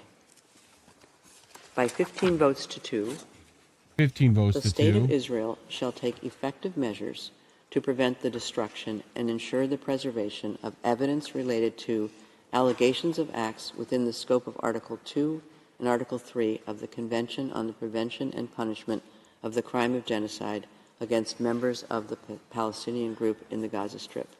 In favor, President Donahue, Vice President Gevorgian, Judges Tomka, Abraham, Benuna, Yusuf, Shway, Bandari, Robinson, Salam, Iwasawa, Nolte, Charlesworth, Brandt, Judge Ad Hoc Masenike. Against, Judge Sabatinde, Judge Ad Hoc Barak.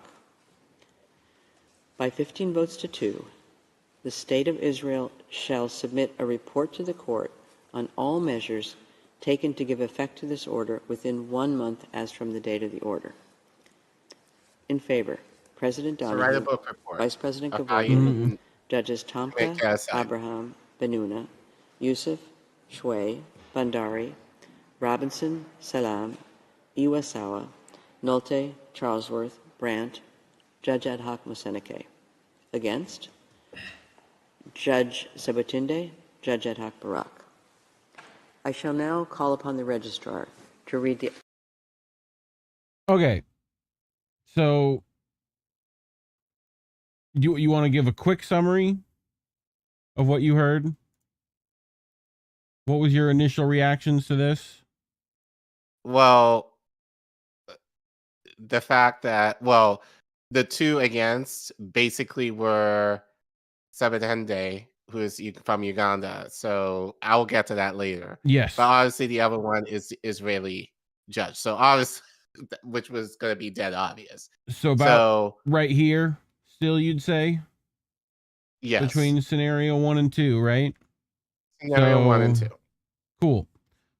So let's get some other initial reactions, right? Here's South African's President Ramaphosa and his party, right? So let's look what they thought.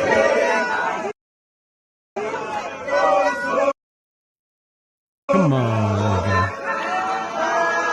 go. Really?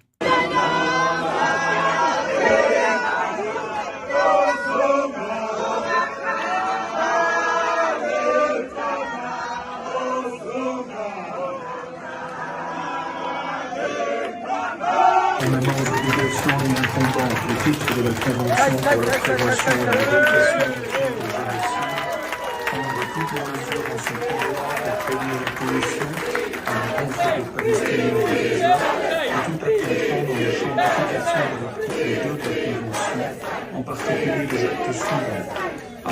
Meurtre de membres du groupe. B.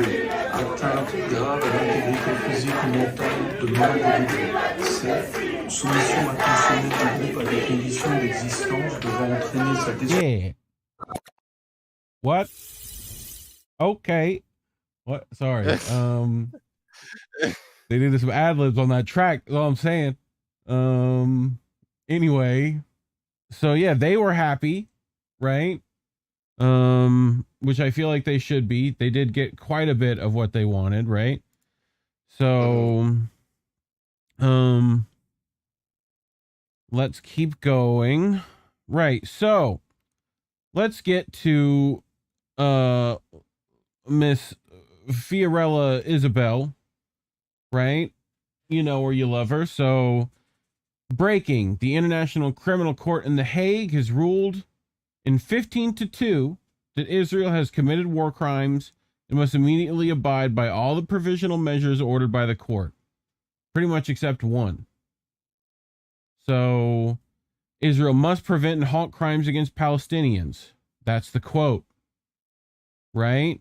Ensure humanitarian aid, preserve evidence, and in 1 month, submit a response to the court. All parties are bound by international law, calls for release of hostages held by Hamas. South Africa has established before the court that there is possible risk of genocide occurring in Gaza. That's the quote. Any questions? No. Cool. Ultimately, what the court has not done, it has not said this is a genocide, saying it needs more time and is relying on Israel to hold itself accountable, which by all evidence it will not do. This is not much better than virtue signaling. What should they have done? The court should have forced Israeli offensive forces to vacate occupied Palestine, release the thousands of Palestinian prisoners, and cease all attacks immediately. Israeli hostages could be released upon prior conditions met. Palestine must be established as a state and join the UN immediately. Israel must be sanctioned and ousted until they abide by the rules. Okay? Any questions? No. And shout out to Fee. And I'm not sure if you pulled the tweet that she mentioned, but there were probably. Now, well, I'll say this. South Africa had every right to celebrate. Yes. Right? Because they didn't have to do what they did. No. You know, like they put themselves on the line on the world stage in order to defend Palestine in this way. So my issue is not with South Africa at all. If anything, as I've said this, they should get the Nobel Peace Prize for what these guys did, you know, at The Hague, like over the last few weeks. Quid's New Network pretty much agreeing with everything Fee just said, right? All parties bound by international law, calls for release of hostages, right?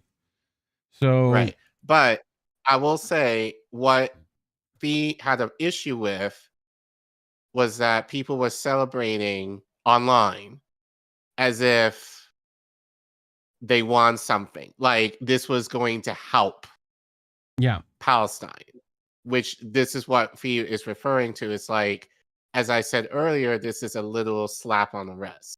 It does not hold Israel accountable. It's not forcing Israel to stop.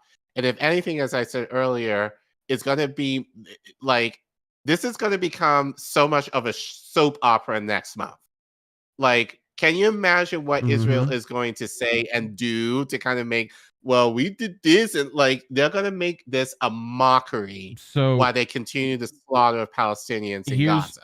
Here's what it does do. Washington and Pretoria. We find this submission meritless, counterproductive, and completely without any basis in fact whatsoever. The acts and omissions complained of by the applicant appear to be capable of falling within the provisions of the Genocide Convention. In the court's view, at least some of the acts and omissions alleged by South Africa to have been committed by Israel in Gaza appear to be capable of falling within the provisions of the convention.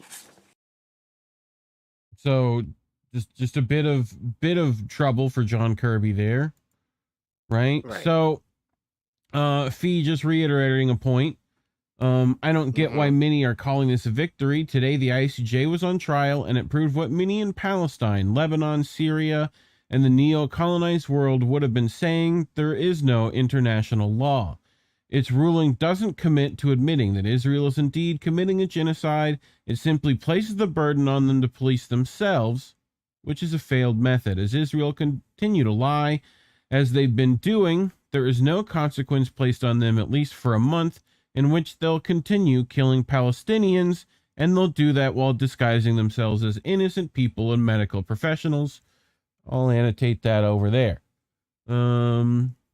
So there's a mention of releasing Israeli hostages, but what about the thousands of imprisoned Palestinians in Israeli jails? The ruling proved that the only salvation for Palestinians is the axis of resistance. International law is far too cowardly to act according to the necessary conditions. It is such conditions which should force Israel to cease all military attacks, leave occupied areas, and be sanctioned until they do so, conditions that fail to make Palestine as a state, but continue to call the Israeli project one. I'm not surprised Western voices hail this as a feel-good victory to which they can pat themselves on the back, but it is not this. In 1 month, Israel, who has never respected any law, the Zionist occupation project will continue killing thousands more. In 1 month, Palestinians will continue dying. In a month, there will still be a genocide because Israel has received the equivalent of a slap on the wrist.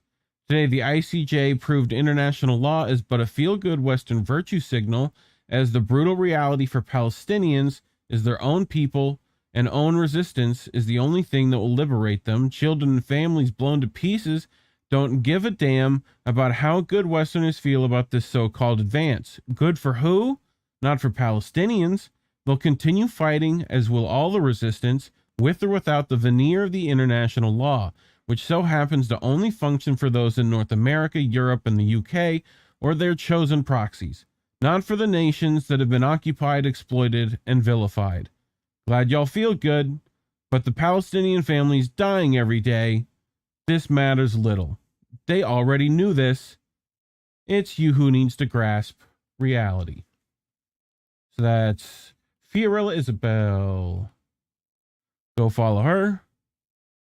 So she wants to reiterate what Palestinians are saying, correct? Right? So let's hear what Palestinians are saying.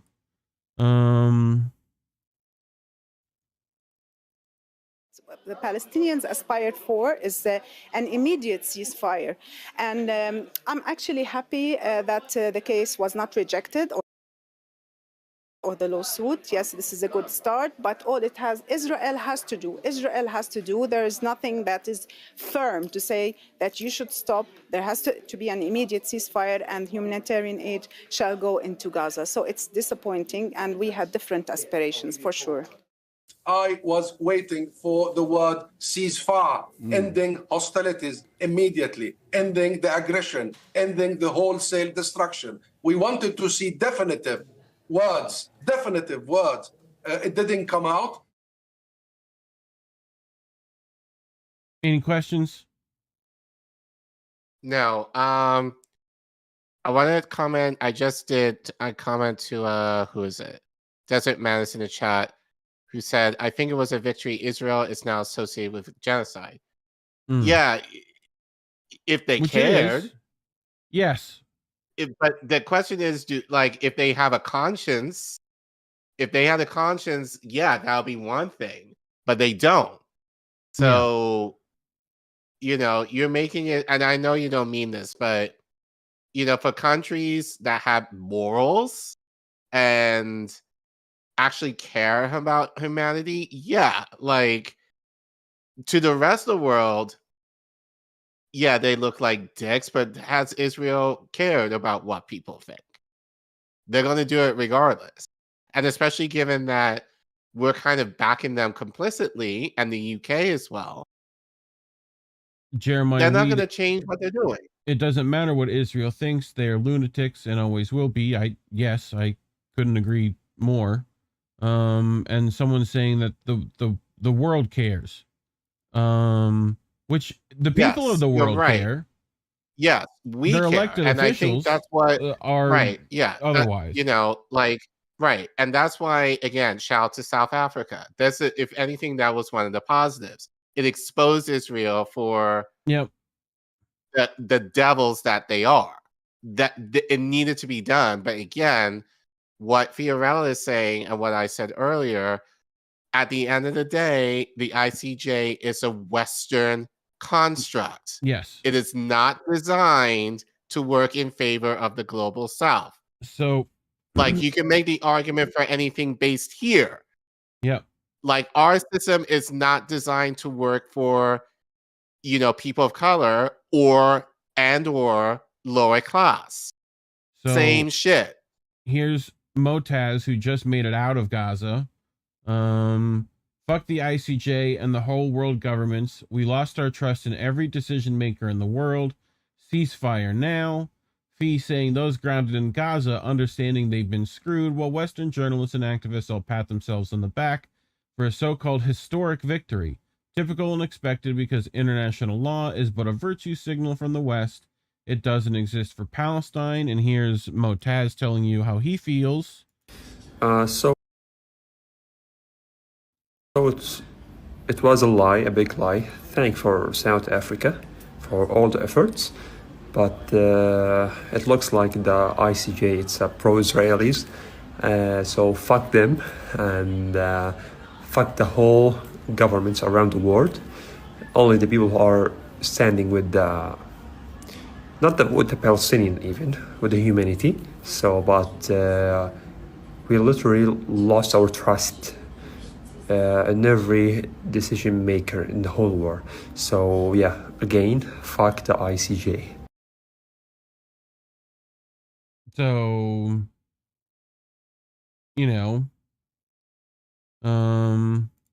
I think I have one more of these. This one right here. This is Khaleesi, I think. There is no justice in this world. ICJ is a lie. That's it. Thanks, world. We're continuing this alone, as we started this alone, with our own mobiles, to tell you the truth and to seek for justice.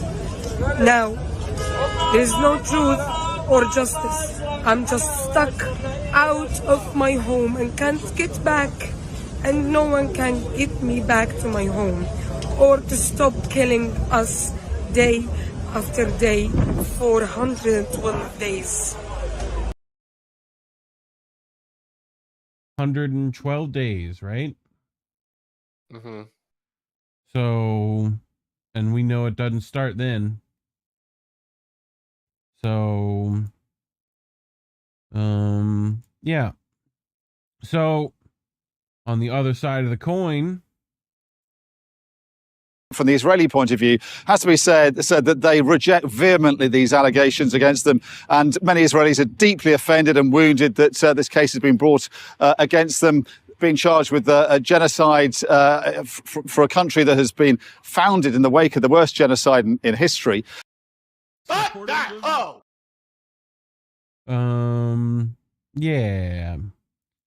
So, also what was mentioned at the ICJ, they specifically noted that Israeli President Isaac Herzog's statement that the entire nation of Palestine was responsible was plausible evidence of its indictment to genocide. Labor Friends of Israel, that's the UK's Labor, met with Herzog early this month on a solidarity mission to Israel. So, does Jeremy Corbyn feel justified today, or, so here's Ursula von der Leyen meeting with that same Isaac Herzog. Notice that last name, Herzog. Right. So Justin Trudeau, I spoke with President Isaac Herzog about the terrorist organization Hamas's brutal attacks. I expressed my condolences for the victims and all affected. I also reaffirmed Canada's support for Israel's right to defend itself in accordance with international law. And I also think that, I can dress up as Aladdin for Halloween. So, yeah. Anyway, Mick Wallace, when the ICJ eventually rules that Israel has committed genocide against the Palestinian people, will all the politicians who have been facilitated this genocide be held to account? relating Ursula von der Leyen posing with the picture of the man. And Canada's Ministry of Foreign Affairs, Melanie Joly, issues a statement stressing that her country does not accept the premise of the genocide case brought by South Africa against Israel. Canada will continue to support Israel's right to exist and defend itself, she added. So here, Syrian girl breaking the ICJ rules 15-2 that Israel is committing a genocide against Palestinians. The two against are Uganda and Israel. The latter does not appear in the photo below. So here's all the judges, side one, right? Israel excluded, right? And we're going to get to this lady later. So, but let's continue. Haiphong, the International Court of Justice, is on trial today.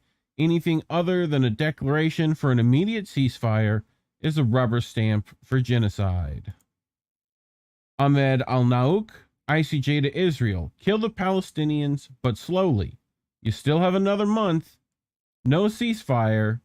Feed the Palestinians before you kill them. Vanessa Beeley, the ICJ should have called for an immediate cessation of Zionist aggression and a removal of all military presence from inside Gaza, established a no-fly zone. Instead, it asks Israel to play nicely, investigate itself, and gives it a month to justify genocide. So, here's Naledi Pandor, right? So, South Africa's Minister for International Relations, heavily involved with this case, right? So, in exercising the order, there would have to be a ceasefire. Without it, the order doesn't actually work. I would have wanted a ceasefire. They didn't specifically call No, for they ceasefire. didn't. Are you disappointed But how- that they didn't specify that? I've no way that I'm going to say I'm disappointed. I hoped for it, but the fact of delivering humanitarian aid, the fact of taking measures that reduce the levels of harm against persons who have no role in what Israel is combating, aid. For me, requires a ceasefire. And I believe Israel would have to attend to how it conducts its search for the hostages and for those Hamas individuals who carried out the October 7 attack. So, right. So we're talking about what are we talking about, Collin? Who's all working this case? Fucking lawyers and whatnot. Right. They're having to be careful with language. So, right. You know, but lawyers who are trained in the West. That too. With privilege. Yeah. Exercising. So, Kefi, and that's precisely why Israel won't do it. It's implied, but not enforced. They're going to ignore it, and they won't be punished for it for at least a month. When that time comes, thousands more will have died because you're relying on the most dishonest and lying entity which thinks itself immune, and it's protected by Daddy Washington. Against South Africa's move is historic, or again, South Africa's move is historic. Israel's been exposed, but Palestinians didn't get what they should have. Right, relying to Miss Pandor herself. So here's Aaron. Aaron's here. So he says ICJ ruling is a loss for Israel, and that a vast majority, 15-2, voted against it. But it's also a win in that ICJ did not call for a ceasefire. Everyone knows that Israel is a supremacist state committing mass murder. We don't need ICJ to validate that. We need a ceasefire. This was January 26th at 7:55 a.m. Right? You see Aaron Monte there. Now, I had to get this on Discord. You want to know why, Collin? Because Monte deleted this, I think. So... You done messed up, Aaron! But anyway... it's also Twitter might be fucking with things, so one of the two. But yeah. Anyway, Taj Hickey here, Irish personality, 13,000 kids murdered in 110 days, and the most imminent court on earth falls short of calling for a ceasefire. What a world. Kit Clarenberg, Israel must take all measures to prevent the commission of all acts within Genocide Convention, Article 2, B, C, and D. So not ICJ, demanding Israel immediately cease its genocide of Palestinians. Suspected a fudge like this was coming. Right? So Tiberius at Eco-Marxy, if the ICJ cannot rule to prevent an article genocide that has been live streamed for the world for over 100 days, we unequivocally know that the West has sacrificed international law for Israel, and the whole world will be much more dangerous because of it. Our pal Richie, a hollow victory as it doesn't impose a real ceasefire, but seeing everyone vote against Israel, even the US and Germany, the only one that kept voting no beside Israel was a judge from Uganda. Huge moral victory for the Palestinians, nonetheless. So, Richie, again, it's my job to translate politician to English. So let me explain what the ICJ just ruled. Israel can keep slaughtering Palestinians. Take your time and stop announcing the genocide when you speak Hebrew. Also, give Palestinians some food before you shoot them back in a few years. This does not negate in any way what South Africa did. They are champions. They came in a court with receipts of the biggest crime today and put it on the record. It is not their fault that post World War II legal framework is rigged by Israel, US, and the UK. Right? Any questions? Right. No. The war is multidimensional. Morally, ICJ gave Palestine a win. It's the first time Israel ever has been held accountable in court. Their crimes are now on the record. The resistance on the ground will take care of the rest. Israel are losing way too many troops. They just hide it. Vanessa, how many more Palestinians will be savagely murdered in 1 month? Who will enforce this? Breaking ICJ rules by overwhelming majority. Israel must halt attacks on Palestinians, halt incitement against Palestinians as a group, ensure aid, and preserve evidence, right? So again, submit response to the court within 1 month. All parties bound by international law. Calls for release of Hamas. All aggression against Gaza should have been stopped immediately. This is a get out of jail free card for Zionists. Richie, even in the best case, had the court imposed a ceasefire, Israel would ignore it and we would keep giving them weapons. Netanyahu said last week, The Hague won't stop us. We spit on international law and courts. We deny the global South justice, and that is why they pursue armed struggle. The UK, and especially the US, would also use their veto at the UNSC had it gone that far and blocked the decision from being enforced. Right? So we put a stopgap on this process.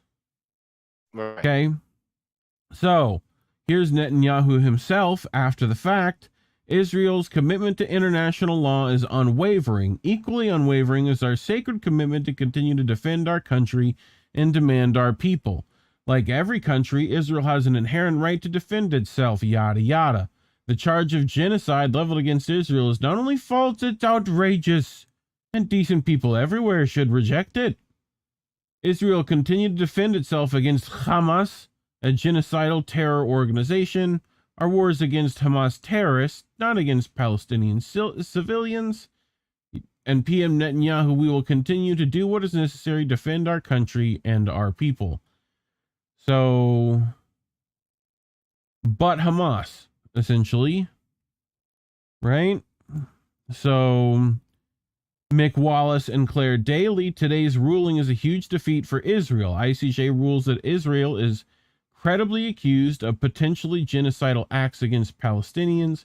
Israel must now act to ensure that Palestinians are no longer at risk of harm, right? And Claire Daly out there again. Strong, nearly unanimous judgment that South Africa's case is plausible and goes forward. Israel's contemptuous arguments thrown out. US and EU must now call for immediate, permanent, and unconditional ceasefire. Viva South Africa. Right? So, Yeah. Nice of her. Anyway, you know this guy. Vedant Sagar. Patel. Yes. Kirkland Brand Sagar. Yes. But there's not been a meaningful increase in the number of trucks or in the flow of aid that's been getting in since October. This is a process that we will continue to work towards. For how long? It is as long as this conflict is happening, the delivery of humanitarian aid and doing so at a greater rate, at a higher clip, and increasing how much is going into Gaza will continue to be a priority. Well, what about on the other issues, on the civilian infrastructure, the civilian casualties? Does it not feel to the U.S. like it is pushing on a cliff? Oh, God. So, yeah. Pretty much said we're going to continue to talk. Right? Mm-hmm. So, John Kirby, again, was asked how he feels about this. Kirby, I wanted to ask you about the World Court decision ordering Israel to prevent acts of genocide, but it stopped short of ordering a ceasefire. You have suggested multiple times that South Africa's claim does not really have merit. And I'm wondering, how does the U.S. repair relations with South Africa, which is a big voice for non-aligned countries in the global South? I don't believe that our disagreement over founding claim of the allegation causes any permanent damage to the bilateral relationship with South Africa. We just happen to disagree on that point. But we're also going to keep working on that relationship as we do many others. So you fundamentally believe the U.S., they claim that the U.S. is supporting a genocidal state. That is not going to impact relations with South Africa. I don't believe I heard that from South Africa. South Africa filed a case based on allegations that they believe genocide was being conducted by Israel in Gaza. I don't believe it was directed at us at all. We simply have said consistently we find that claim is unfounded. And, you know, the court also did not find Israel guilty of genocide. Look at the gaslight. But it did say it was fucking plausible, though, didn't it? So this is essentially butthole puckering from the White House for another month. Right. So asked again. Admiral, the death toll in Gaza is staggering, reportedly now more than 26,000. Is there anything at this point that would stop the president from supporting Netanyahu? We continue to believe that Israel needs to get the support that they need to defend themselves against a still viable threat by Hamas, an organization that wants to wipe them off the map. So we're going to continue to support Israel. At the same time, by sending weapons. And this was what was the question? What was the question? Was there anything that Israel could do to not get President Biden's support? That was the question. No. That was his response to the question. We can still continue to urge Israel to be more careful and more precise. We can continue to urge Israel to get more humanitarian assistance. Does the president still believe his personal diplomacy with Netanyahu is as effective as it was earlier in this war? It is as vital now as it was on the 7th of October.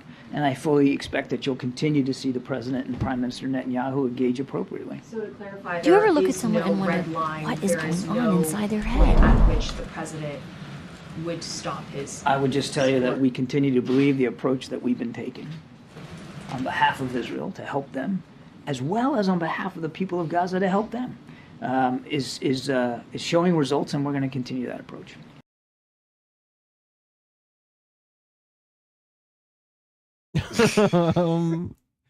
So yeah. Anyway, so Caitlin Johnstone says this is the most Israeli tweet that has ever been tweeted. The Hague Schmeig is what fucking Ben Gavir. Okay, and I quoted Nazis say what? Like that's kind of what a Nazi would say. I'm sorry. It is noteworthy that even the Israeli judge Aaron Barak joined the International Court of Justice, making it 16-1. On the points of preventing and punishing incitement to genocidal acts and allowing enough humanitarian aid to stop severe deprivation. So let's compare and contrast, Care Bear. No one will stop us, not The Hague, right? Netanyahu. Okay? Hamas says it will abide by any ICJ ceasefire order if Israel reciprocates. Right? So I'll let them tell you. Palestine welcomes the provisional measures ordered by the International Court of Justice today. Minister of Foreign Affairs and expatriates, State of Palestine. They ruled in favor of humanity and international law. We call in all states to ensure that all provisional measures ordered by the court are implemented, including by Israel, the occupying power. This is a binding legal obligation. States now have clear legal obligations to stop Israel's genocidal war on the Palestinian people in Gaza and to make sure that they are not complicit. The ICJ order is an important reminder that no state is above the law. It should serve as a wake-up call for Israel and actors who enabled its entrenched impunity. Palestine reaffirms its eternal gratitude to the people and government of South Africa for taking this bold step of active solidarity and will continue to work closely with South Africa and other countries to ensure that justice is served. Damn. And scene. Like, you know what I'm saying, Care Bear? You feel me? So, let's compare and contrast a little bit more, right? Who we got? We got Israel Finance Minister Bezalel Smotrich. Judges at The Hague who are concerned about the residents of Gaza should urge countries to take them in and assist in rebuilding Gaza. AKA, give us your money to rebuild Gaza. They have. That's the issue. Jordan has. Yep. So, Gallant, Lebanon has. The Hague Tribunal went above and beyond when it granted South Africa's anti-Semitic request to discuss the allegation of genocide in Gaza and added sin on top of the crime when it did not reject the petition outright. The court also today quoted Gallant as saying, Palestinians and the people of Gaza are animals. So, yeah. So, you remember that humanitarian aid, Care Bear? Yeah. Right? So, Zionists demand to Defense Minister Gallant to stop sending humanitarian aid despite the ICJ rulings. And there's Gallant right there. Right? So, surrounded by big, strong men with guns saying, you better do some shit. Right? So, you know what I'm saying? Mm-hmm. Okay. Khaled Hassan, Mazel Tov, and Yisrael. Today was a win for the good guys. Anyone who thinks otherwise, please bear this in mind. So, this is Israel. Right. Okay? So, the ICJ rejected South Africa's request to enforce a ceasefire, right? ICJ didn't suggest that Israel is committing genocide. The ICJ merely requested that Israel doesn't commit genocide, allow humanitarian aid in, etc. Essentially, everything Israel is doing anyway, says Israel, right? So, the ruling changes absolutely nothing on the battlefield. The war goes on, and we continue to fight for the survival and future of Israel. Okay? Fee, it's not even about the ceasefire. A ceasefire was a bare minimum, but it can't come with demilitarization and deoccupation of Gaza. So, Palestinians can return home. A ceasefire also implies that there are two equal sides at war, which is false. The implication of a ceasefire by the court is not outright and only works if the defendant respects international law. But we know Israel won't, and there is no enforcement. It's about the fact that the court has double standards when it came to, for example, Russia, ordering them to immediately suspend all military operations that began on February 24th, 2022 in the territory of Ukraine. This when they weren't attacking civilians, yet they failed to even do that this time. And when they did, they had no enforcement, and Russia continued because Russia wasn't attacking civilians. Yemen will, of course, continue to defend Palestine as well as the international resistance. That's what will save them, not international law. While not patting the institutions of power on the back when they failed to function and do what the axis of resistance will only be capable of doing, the court failed to meet the urgent needs of the moment. As we deliberate this so-called win for justice, more children and mothers, families, and entire generations will die. This is why there is no true international law. On the ICJ interim ruling, Christopher C. Balek, international lawyer. Well, the first thing is the ICJ ruling, a shameful display of double standards by the court. Right? So in 2022, Kiev did the same as South Africa took Russia to court over its operations in Ukraine when the Russians were invited in by the Donbass republics and acted to defend them against the war crimes of Kiev. Did the court rule that the Russians should behave themselves in their operations? No, they ordered Russia to withdraw, even though no civilians were being killed. Russia shall immediately suspend the military operations that it commenced on the 24th of February. But in the case of Israel, no problem, Israel. Your war on Gaza can continue, but try to behave yourselves. That's it. So once again, we see international politics played out in this court, which usually does what the West wants, demonstrating once again that the West has become a putrid fermentation of corruption and decay. So, Vanessa, Israel shall submit a report to the court on what measures will be taken to cease genocidal campaign. As usual, Israel's left to police its genocidal crimes against humanity. Am I wrong? Why did the International Court of Justice decide as it decided in South Africa's genocide case against Israel? Partly because of politics of the law. The ICJ, like most legal institutions, usually serves two political aims: protecting its own legitimacy, minimizing challenges to the political court that it supports. Let's see how the ICJ achieved those two aims. On the one hand, a full rejection of the case against Israel would have eroded the court's global legitimacy. This is a key reason why the court didn't simply dismiss South Africa's case. On the other hand, the court didn't order Israel to cease fire. Why? Partly because this would have complicated matters for some powerful political actors, including the US, the UK, and Israel. As always, the law isn't simply a solution, but also part of the problem. Trusting, instead of ordering a ceasefire, the court gave orders that are potentially vague in three key respects. First, the court has ordered Israel to take all measures within its power to prevent genocide. This could lead Israel and its allies to claim that certain measures are currently outside Israel's power. Second, the court reminds us that genocide, in its legal sense, is committed with the intent to destroy a group as such. This focus on intent could lead Israeli lawyers to claim once again that the killing and maiming of Palestinian civilians is unintended. Third, the court orders Israel to punish direct incitement to commit genocide.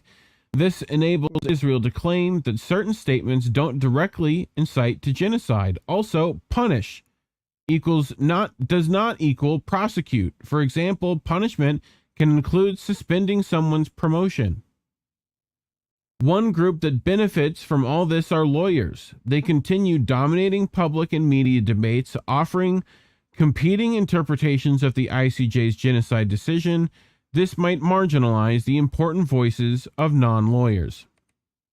Obviously, there are other aspects to the ICJ decision, and there are also factors at play, but we can't understand this moment in time without remembering that judges and lawyers are always political actors and that the law has serious limitations.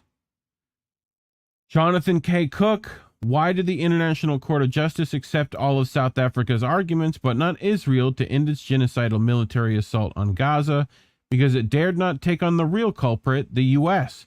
Biden would have been forced to wield his veto at the Security Council to block enforcement, identifying Washington as a sponsor of genocide marked the limit of the world's court's courage. Well done, South Africa, but this is pure spin. The ICJ has ruled that Israel cannot commit acts of genocide. Well, duh. There's a genocide convention that is not the same as ordering Israel halt its slaughter. The legal battle is now whether that slaughter equates to genocide. So, Indie Media Award honoree, by the way. So, we're about wrapping up. So, any thoughts so far?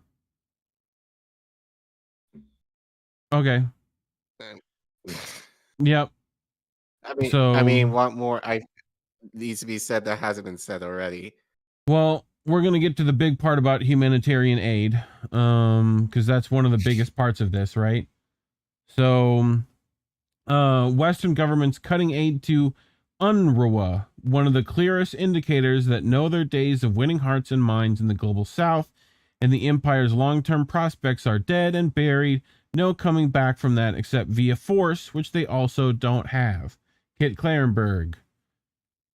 The Department of State has temporarily paused additional funding for UNRWA while it reviews allegations that 12 UNRWA employees may have been involved in the October 7th Hamas attacks on Israel and its discussion with the United Nations steps it's taking to address them.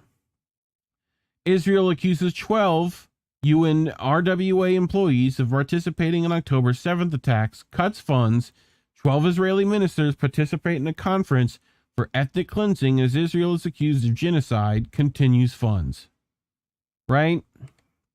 So here's Aaron. After U.S. and allies cut off funding for UNRWA, New York Times at Robin Bergman and Patrick Kingsley launder Israel's stated pretext that a handful of UNRWA employees are involved October 7th. The New York Times conveniently admits that Israel's officials have admitted that a lot of their so-called intelligence about UNRWA is a result of interrogations of militants, aka torture. Perhaps that is why we learn that Western officials have not been able to verify Israel's claims, and even though the U.S. has yet to corroborate the Israel claims itself, American officials said they found them credible enough to warrant suspending aid. Even if every torture-derived claim about the small group of UNRWA workers were true, nothing can justify cutting off a lifeline for millions of Palestinian refugees during a genocide, but in U.S. eyes, collective punishment against Palestinians is a credible tactic of genocide. So here's Axios, right, saying that were a result of interrogations, aka torture, and that they've not been able to verify the details. Right? United States has yet to corroborate Israel, of course, at the bottom of the page, right?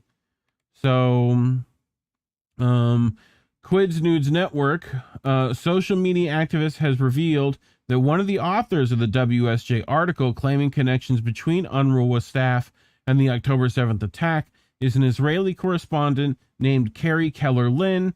Lynn had served in the Israeli army and maintained close ties with a former Israeli spokesperson, Aliza Landes, right? So, here's that same tweet.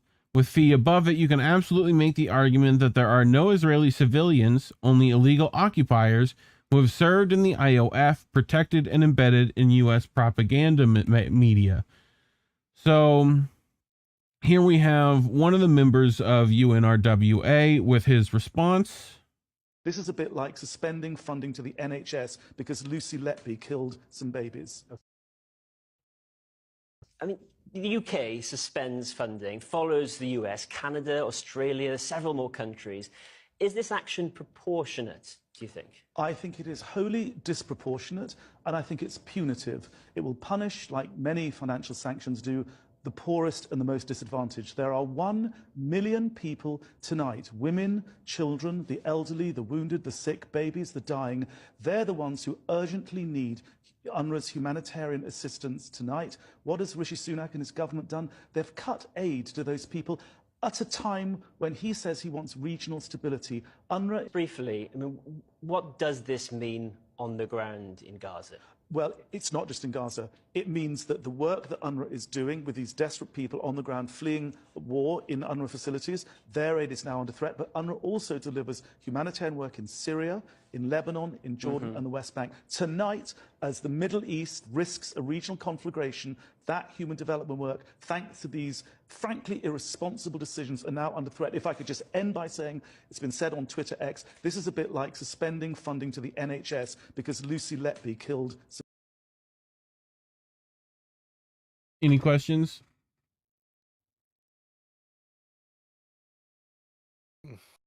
No. No. So Mint Press is gonna also, here's Inkalesh, right? Yeah. Is the United Nations Relief and Works Agency, known as UNRWA, really?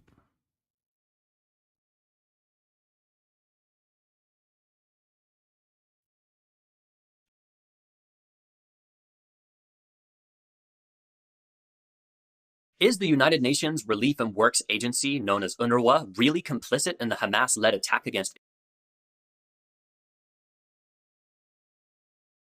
Israel on October 7? Well, that's the claim that has led to the US, UK, EU, and other allied states withdrawing their funding from the UN agency that was set up to provide aid and development for what is now 6 million registered Palestinian refugees. Almost immediately within 24 hours of the International Court of Justice putting Israel on trial for violations of the Genocide Convention, claims that 12 employees of UNRWA were involved in the events of October 7 stole the headlines. Despite the fact that there has been no independent inquiry into these allegations, many of which amount to little more than innuendo, in addition to the fact that 9 of the employees in question have been fired by the UN agency and 2 are dead, UNRWA as a whole is still being accused of complicity with the armed actions of Hamas in Gaza. The Israeli intelligence dossier produced on the matter, which was reviewed by the New York Times, gave a little clarity to Israel's claims, such as that those accused were working primarily as teachers, and that one individual allegedly helped kidnap an Israeli soldier's body.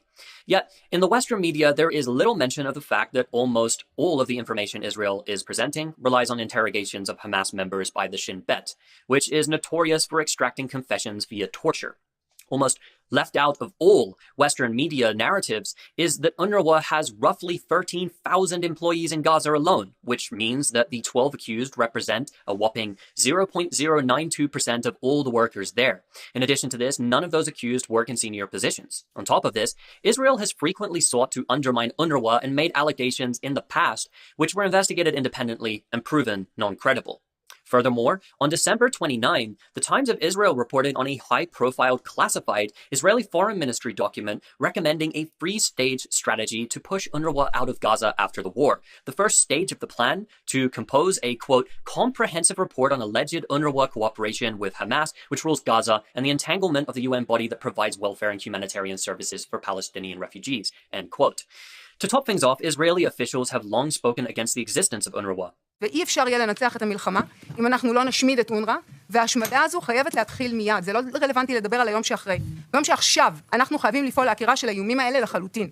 או שאנחנו נפספס את חלון הזדמנויות, כפי שצוין פה כמה וכמה פעמים כבר עשינו. ובהקשר הזה יש 2 מכלולי פעולה שאנחנו יכולים להתקדם היום. האחד זה היחס של מדינת ישראל לאונר"א ולמדינות שתורמות לה, והשני זה היחס לאוכלוסייה הפלסטינית שאונר"א משרתת, לפעמים בצורה סמי-לגיטימית. כדי להתמודד עם אונר"א עצמה, בוא נזכור שהיא פועלת כאן, בשטחים שישראל כבשה ב-67. In large part, due to it being the sole UN body responsible for registering Palestinian refugees, keeping UN Resolution 194, or the right of return under international law, alive. Although Israel gives any Jew the right to obtain Israeli citizenship, Palestinian refugees are prohibited from returning due solely to their ethnicity. Under former US President Donald Trump, Washington also cut its funding to UNRWA until the decision was overturned by the Biden administration. While Gaza is suffering through an Israeli-imposed famine, described by UN aid chief Martin Griffiths as the worst ever humanitarian crisis, withdrawing funds from UNRWA could lead to mass loss of human life. Therefore, without any investigation independently, and with evidence that the Israeli Foreign Ministry has been conspiring to launch a campaign of this exact nature against UNRWA, the Western nations that have withdrawn their funding from the UN agency are participating in an act of collective punishment. All this as the mainstream corporate media aid in putting the UN on trial and undermining its credibility at a time when Israel actually stands trial at the world's preeminent court for committing a genocide. So, That's where we're at.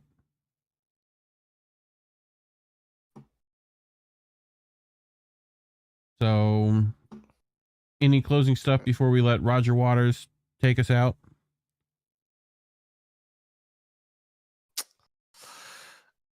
Really, the only thing that I can say right now is that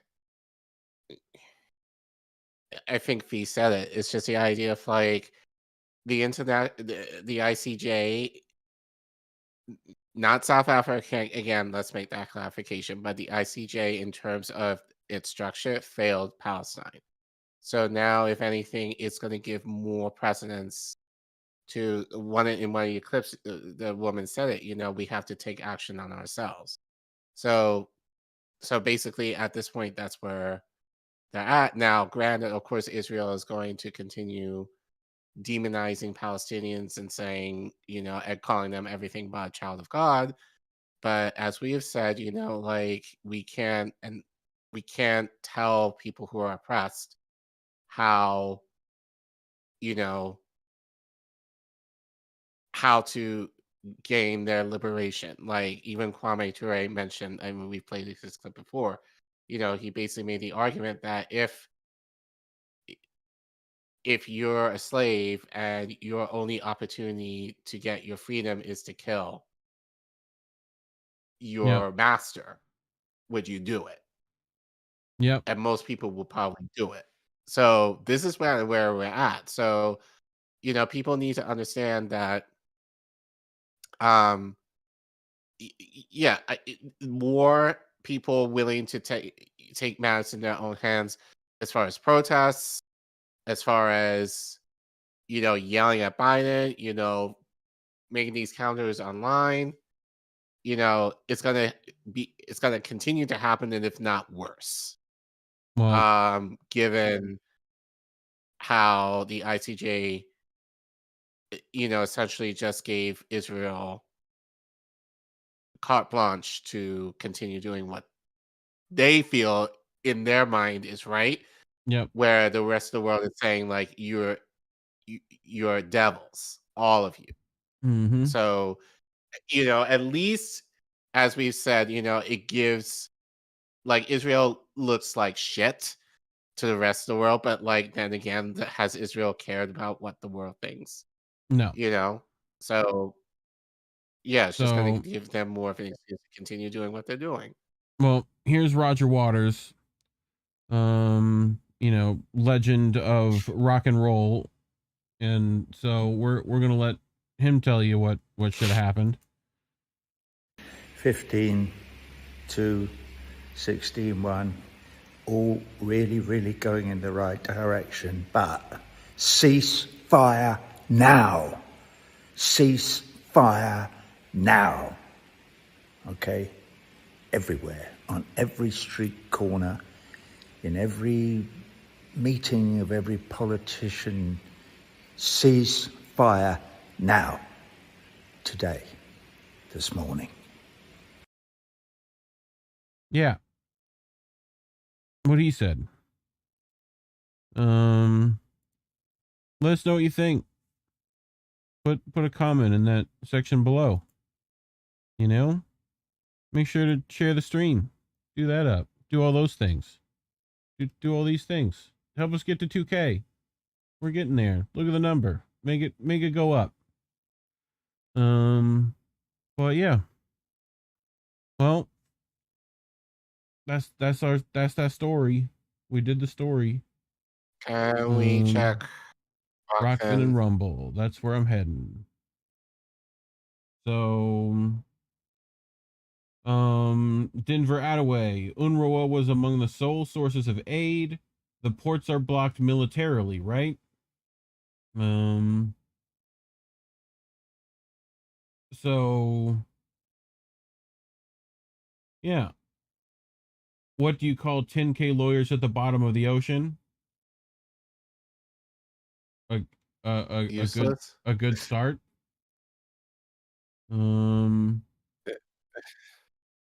Again, Denver Attaway.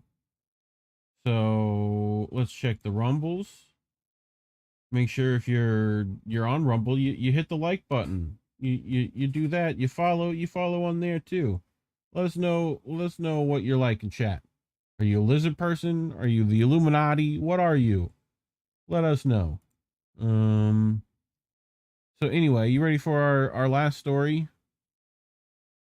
Yep. So Jeremiah Weed, great stuff, guys. Appreciate you.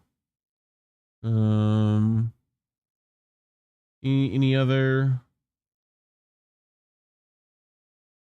Not necessarily. All right. I'm ready.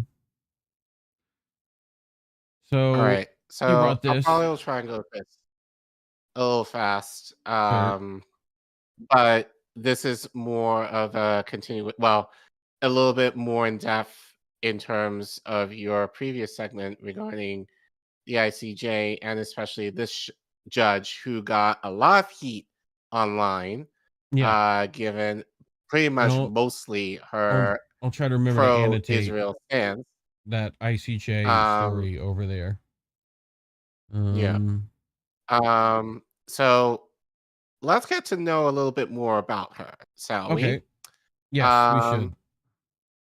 So, in a recent decision, 17 judges at the International Court of Justice voted on temporary measures to protect Palestinians in Gaza. Actually, you can zoom out. Yeah. The majority of judges approved all the measures. Even an Israeli judge voted in favor of 2 of these measures, but Judge Julia Seputende from Uganda voted against all of them. So on Twitter, this is what I responded. Obviously hearing that. And as you guys know, as I keep saying, I've lived in Uganda for a bit. I've visited many times. I love the country. I love the people. But obviously not this judge. So, so who is she? Who is Julia Seputende? Seputende, a Ugandan judge trained in Britain, is the first African woman on the International Court of Justice. She's in her second term since re-election in 2021, serving since 2012. Seputende has been involved in 3 genocide cases on the court. In 2 cases where provisional measures were requested, she supported them. In the 2022 Ukraine-Russia case, she voted for all 3 measures, including the demand for Russia to immediately stop its military Russian operations in Ukraine. So, interesting. She was able to do that, but not for this. Mm-hmm.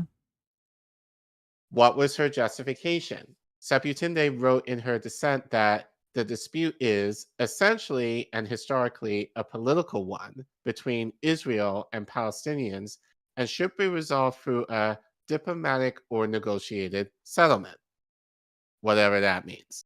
Yeah. So the judge added that she didn't believe South Africa's provisional measures, as requested under the UN genocide law, were plausible because the acts allegedly committed by Israel were not accompanied by a genocidal intent. I don't know how that's the case, but okay. Well, needless to say, she got a lot of heat online as well. She got heat online, and she also got a lot of love from the Zionists. Yes. So this actually kind of surprised me because I sent you this. I think I pulled this over the weekend. And this is one of the rare times I actually got something from an African news source to shout to the Ugandan diplomat, where they report Uganda disowns Judge Seputende's pro-Israel judge vote at ICJ, reaffirms support for Palestinian cause.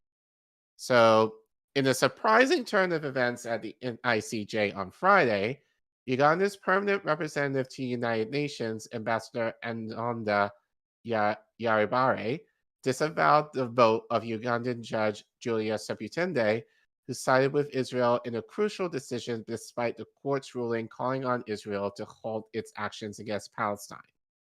In a statement issued after the ICJ's decision, Ambassador Ayabare clarified that Judge Seputende's vote in favor of Israel did not reflect the official stance of the Ugandan government on the situation in Palestine. The ICJ had earlier ruled with a majority of 15 to 2, that Israel must take immediate measures to prevent its armed forces from violating the Genocide Convention. The court also emphasized the need for Israel to combat incitement to genocide and increase the flow of aid to Gaza to address the adverse condition of life. Ambassador Ayabare highlighted that Uganda's support for the Palestinian cause has been consistently expressed through its voting patterns at the United Nations. The Ugandan representative pointed out that Judge Seputende had previously voted against Uganda's interests in the case concerning the Democratic Republic of Congo. This recent divergence in the judge's voting behavior raised eyebrows and prompted the swift disavowal from the Ugandan government. Ambassador Adetonda's statement came following backlash against Seputende on social media, with many bashing her as they singled out her country of origin. So this is what he tweeted here. Justice Seputende ruling at the International Court of Justice does not represent the government of Uganda's position on the situation in Palestine. She has previously voted against Uganda's case on DRC. Uganda's support for the plight of the Palestinian people has been expressed through Uganda's voting pattern at the United Nations. Mm-hmm. So basically, they threw her under the bus. Okay. For her vote. So the disavowal by Uganda emphasizes the complexity of international relations and the diversity of perspectives within the United Nations. The aftermath of this ICJ ruling is likely to provoke further debates on the role of individual judges and their allegiances within international legal institutions. So this is from, you sent me this is from Craig Murray. Yep. The Ugandan was the only judge to vote for Israel on every count. I cannot pretend to understand why, but I can say I was, to my knowledge, the only person to explain this was going to happen on the 11th of January. Real journalism. So he, you sent me where he posts on his blog this sentence. On the other hand, there is a Ugandan judge on the ICJ who you might assume would align with South Africa. But Uganda, for reasons which frankly I do not fathom, joined the United States and Israel in opposing Palestine's membership of the International Criminal Court on the grounds Palestine is not a real state. So, I did a little research because I was wondering this as well, given my connections to Uganda, is why would Uganda or a representative of Uganda will fall in line with Israel? And I came across this tweet. So this is from Daniel Karuma, who tweeted, Uganda's recently hosted the NAM conference, demonstrating its support for the Palestinian people. However, behind the scenes, it is widely known that Katuja Museveni, as in President Museveni, has close ties with Israel. Judge Sebutende's statements simply reflect the demands of the Museveni regime, which maintains very strong connections to Bibi and Israel. In fact, Israel has supplied surveillance technology to the Ugandan government for purposes such as monitoring the opposition, among other resources the regime has utilized to maintain his authority. So in other words, and you know, I probably might have to do a little deep dive on Museveni. I felt like I have before. No, actually I haven't on this show. But so basically, Museveni. So to give some idea, Museveni has been in power in Uganda basically for as long as I've been alive. Sure. So he's, and I hate saying this given it's Africa, but he's the stereotypical African politician where they're extremely corrupt.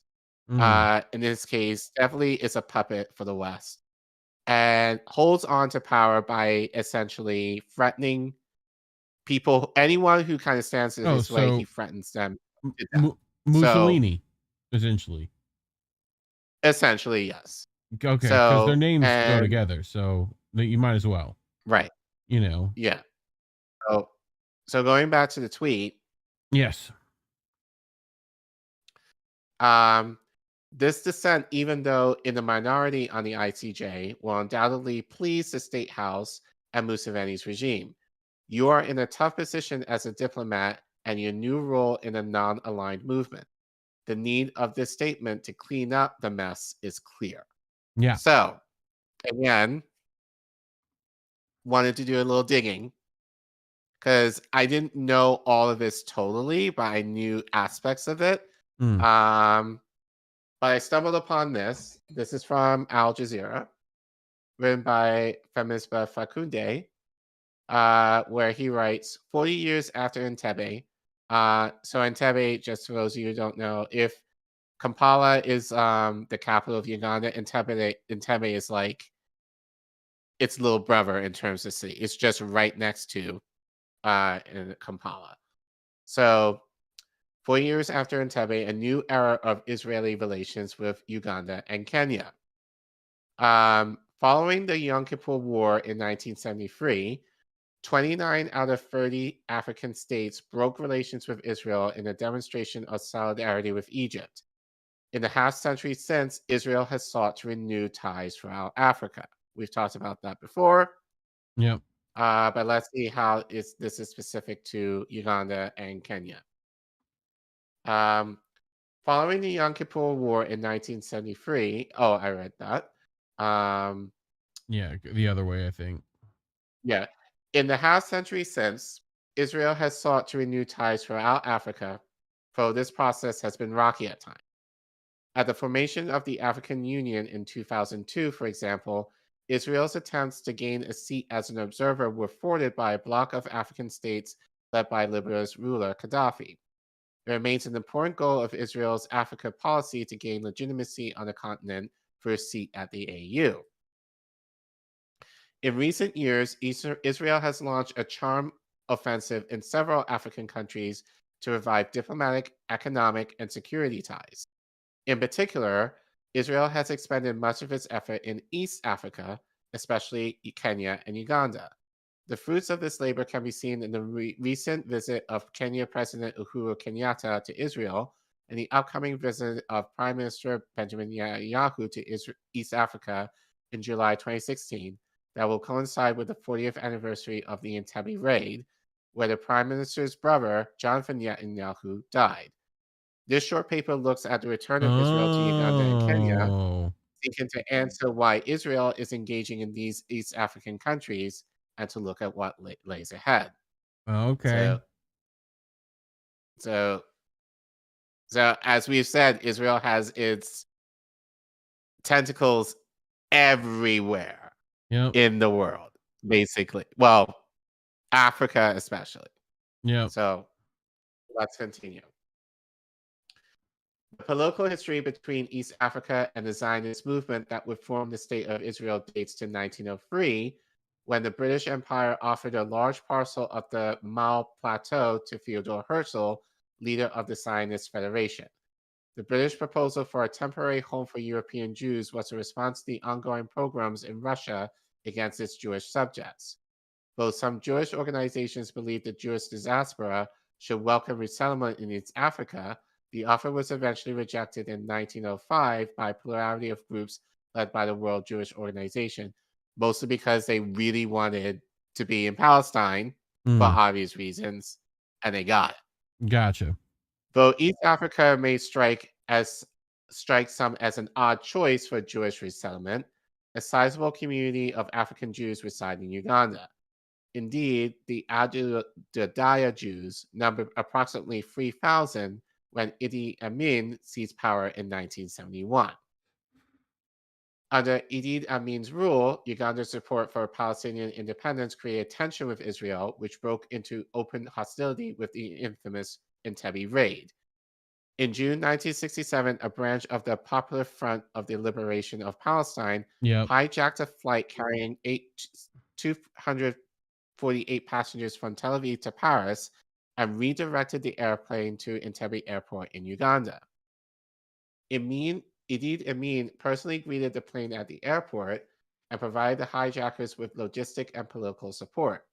In neighboring Kenya, the government condemned the hijacking and granted access to Israeli warplanes to land at Jomo Kenyatta Airport to execute what was later known as the Entebbe Raid.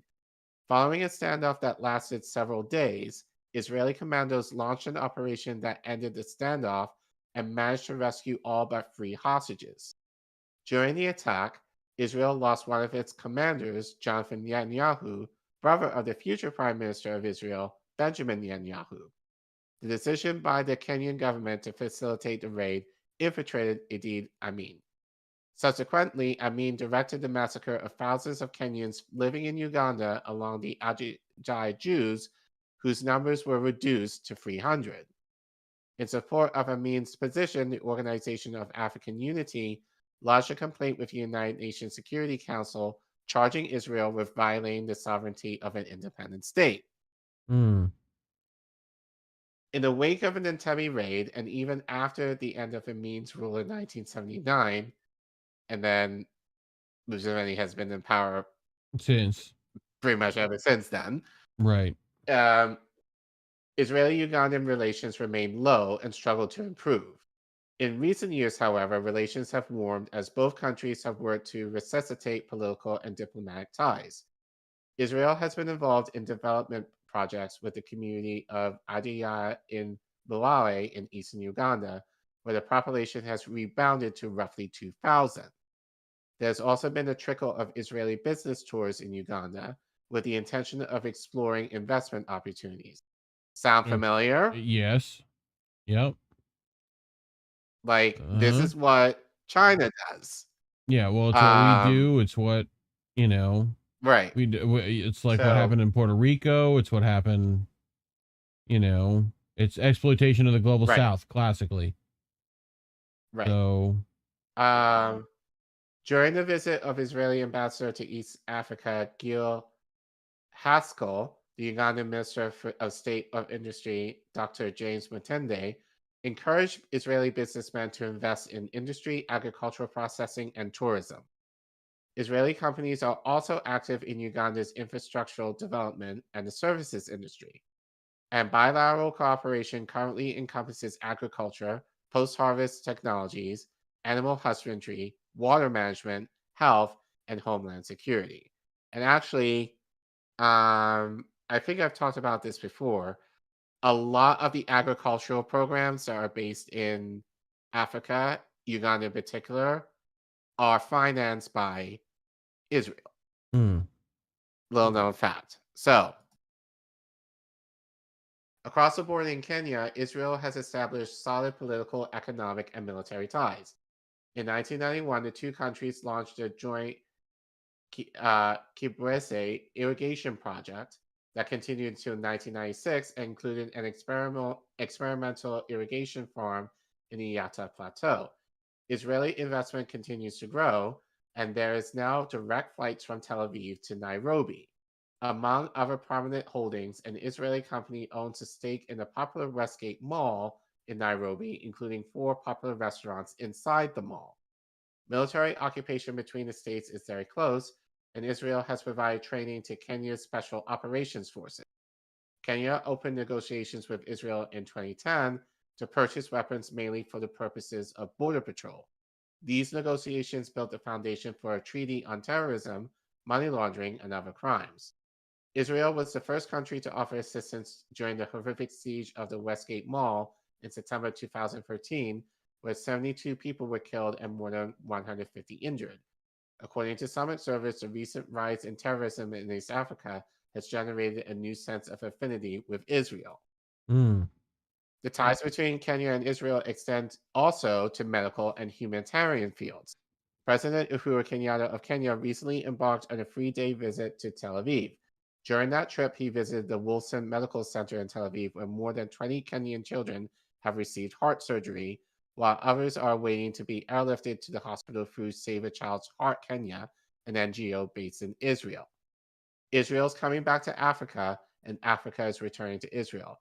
Prime Minister Netanyahu said in remarks welcoming President Kenyatta to Jerusalem in February 2016.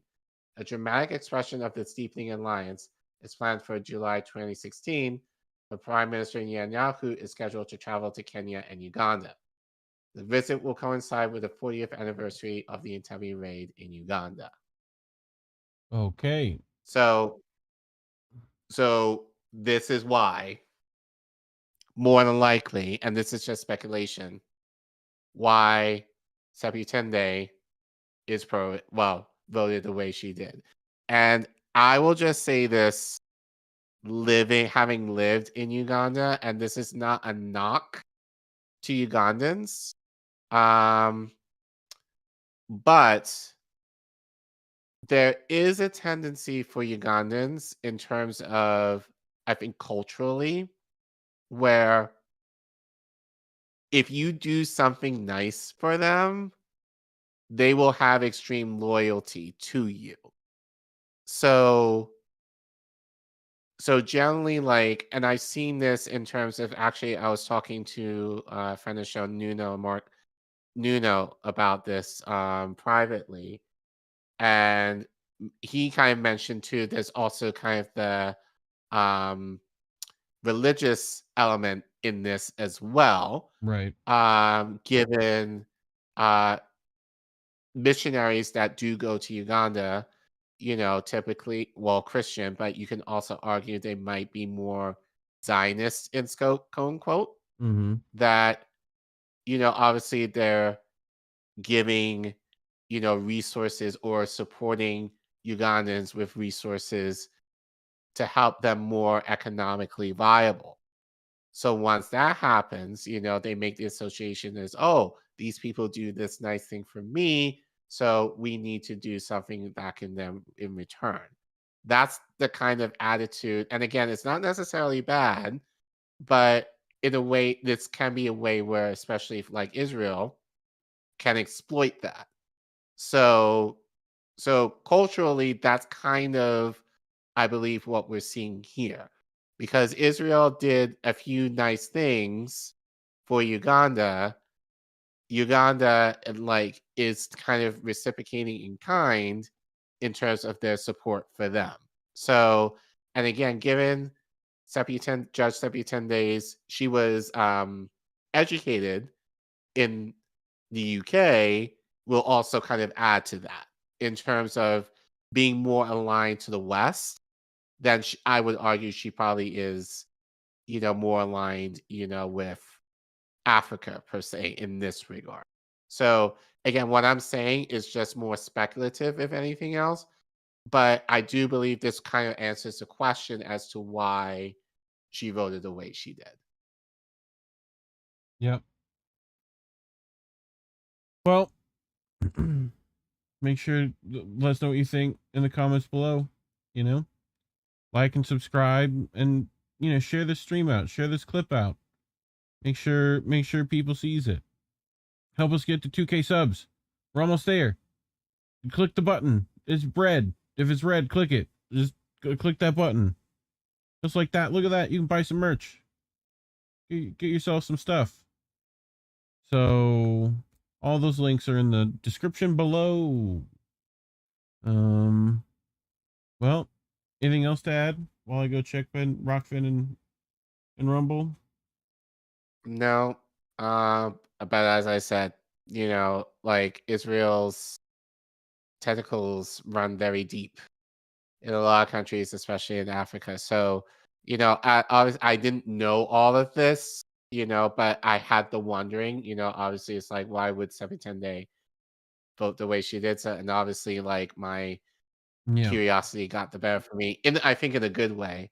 But I think this kind of explains that. And, but I know of Museveni to be, like, essentially a puppet for the West. So this does not surprise me that, like, in public, obviously, given Palestine, like, you can't say, like, publicly, oh, we don't support Palestine. But I would make the argument, as people in tweets argued, that what Museveni is saying and what others are saying is a public position. In private, they're very much aligned with what Israel is doing, but mostly only because Israel gave them toys. to, and I think especially for Museveni, being able to do reconnaissance on his competition, anyone who dares to try to usurp his power, he can essentially do some things, like rigging, rigging elections, which has been known to happen, but doing anything to ensure that he maintains power. So as I said, don't be surprised. Like, it shouldn't be surprising. But I mean, we've talked about this before, how Israel has quite a few ties in Africa that people don't necessarily talk about, but this kind of will explain why. Yeah. They voted the way they did. Well, I think that's it. So what's coming up? Tara should have a show going out Friday, I do believe. So keep a look on the channel for that. Follow us on Twitter and get updates on all the streams going live if it shows it to you. It's at Get Indie News on Twitter. All the links to all the network socials and all our members at indienews.network. But yeah, I think that's it. Anything you want to plug, Collin? No. Just try to think. Is How We Missed That happening this week or no? I don't know about this week. Okay. But yeah. Great show.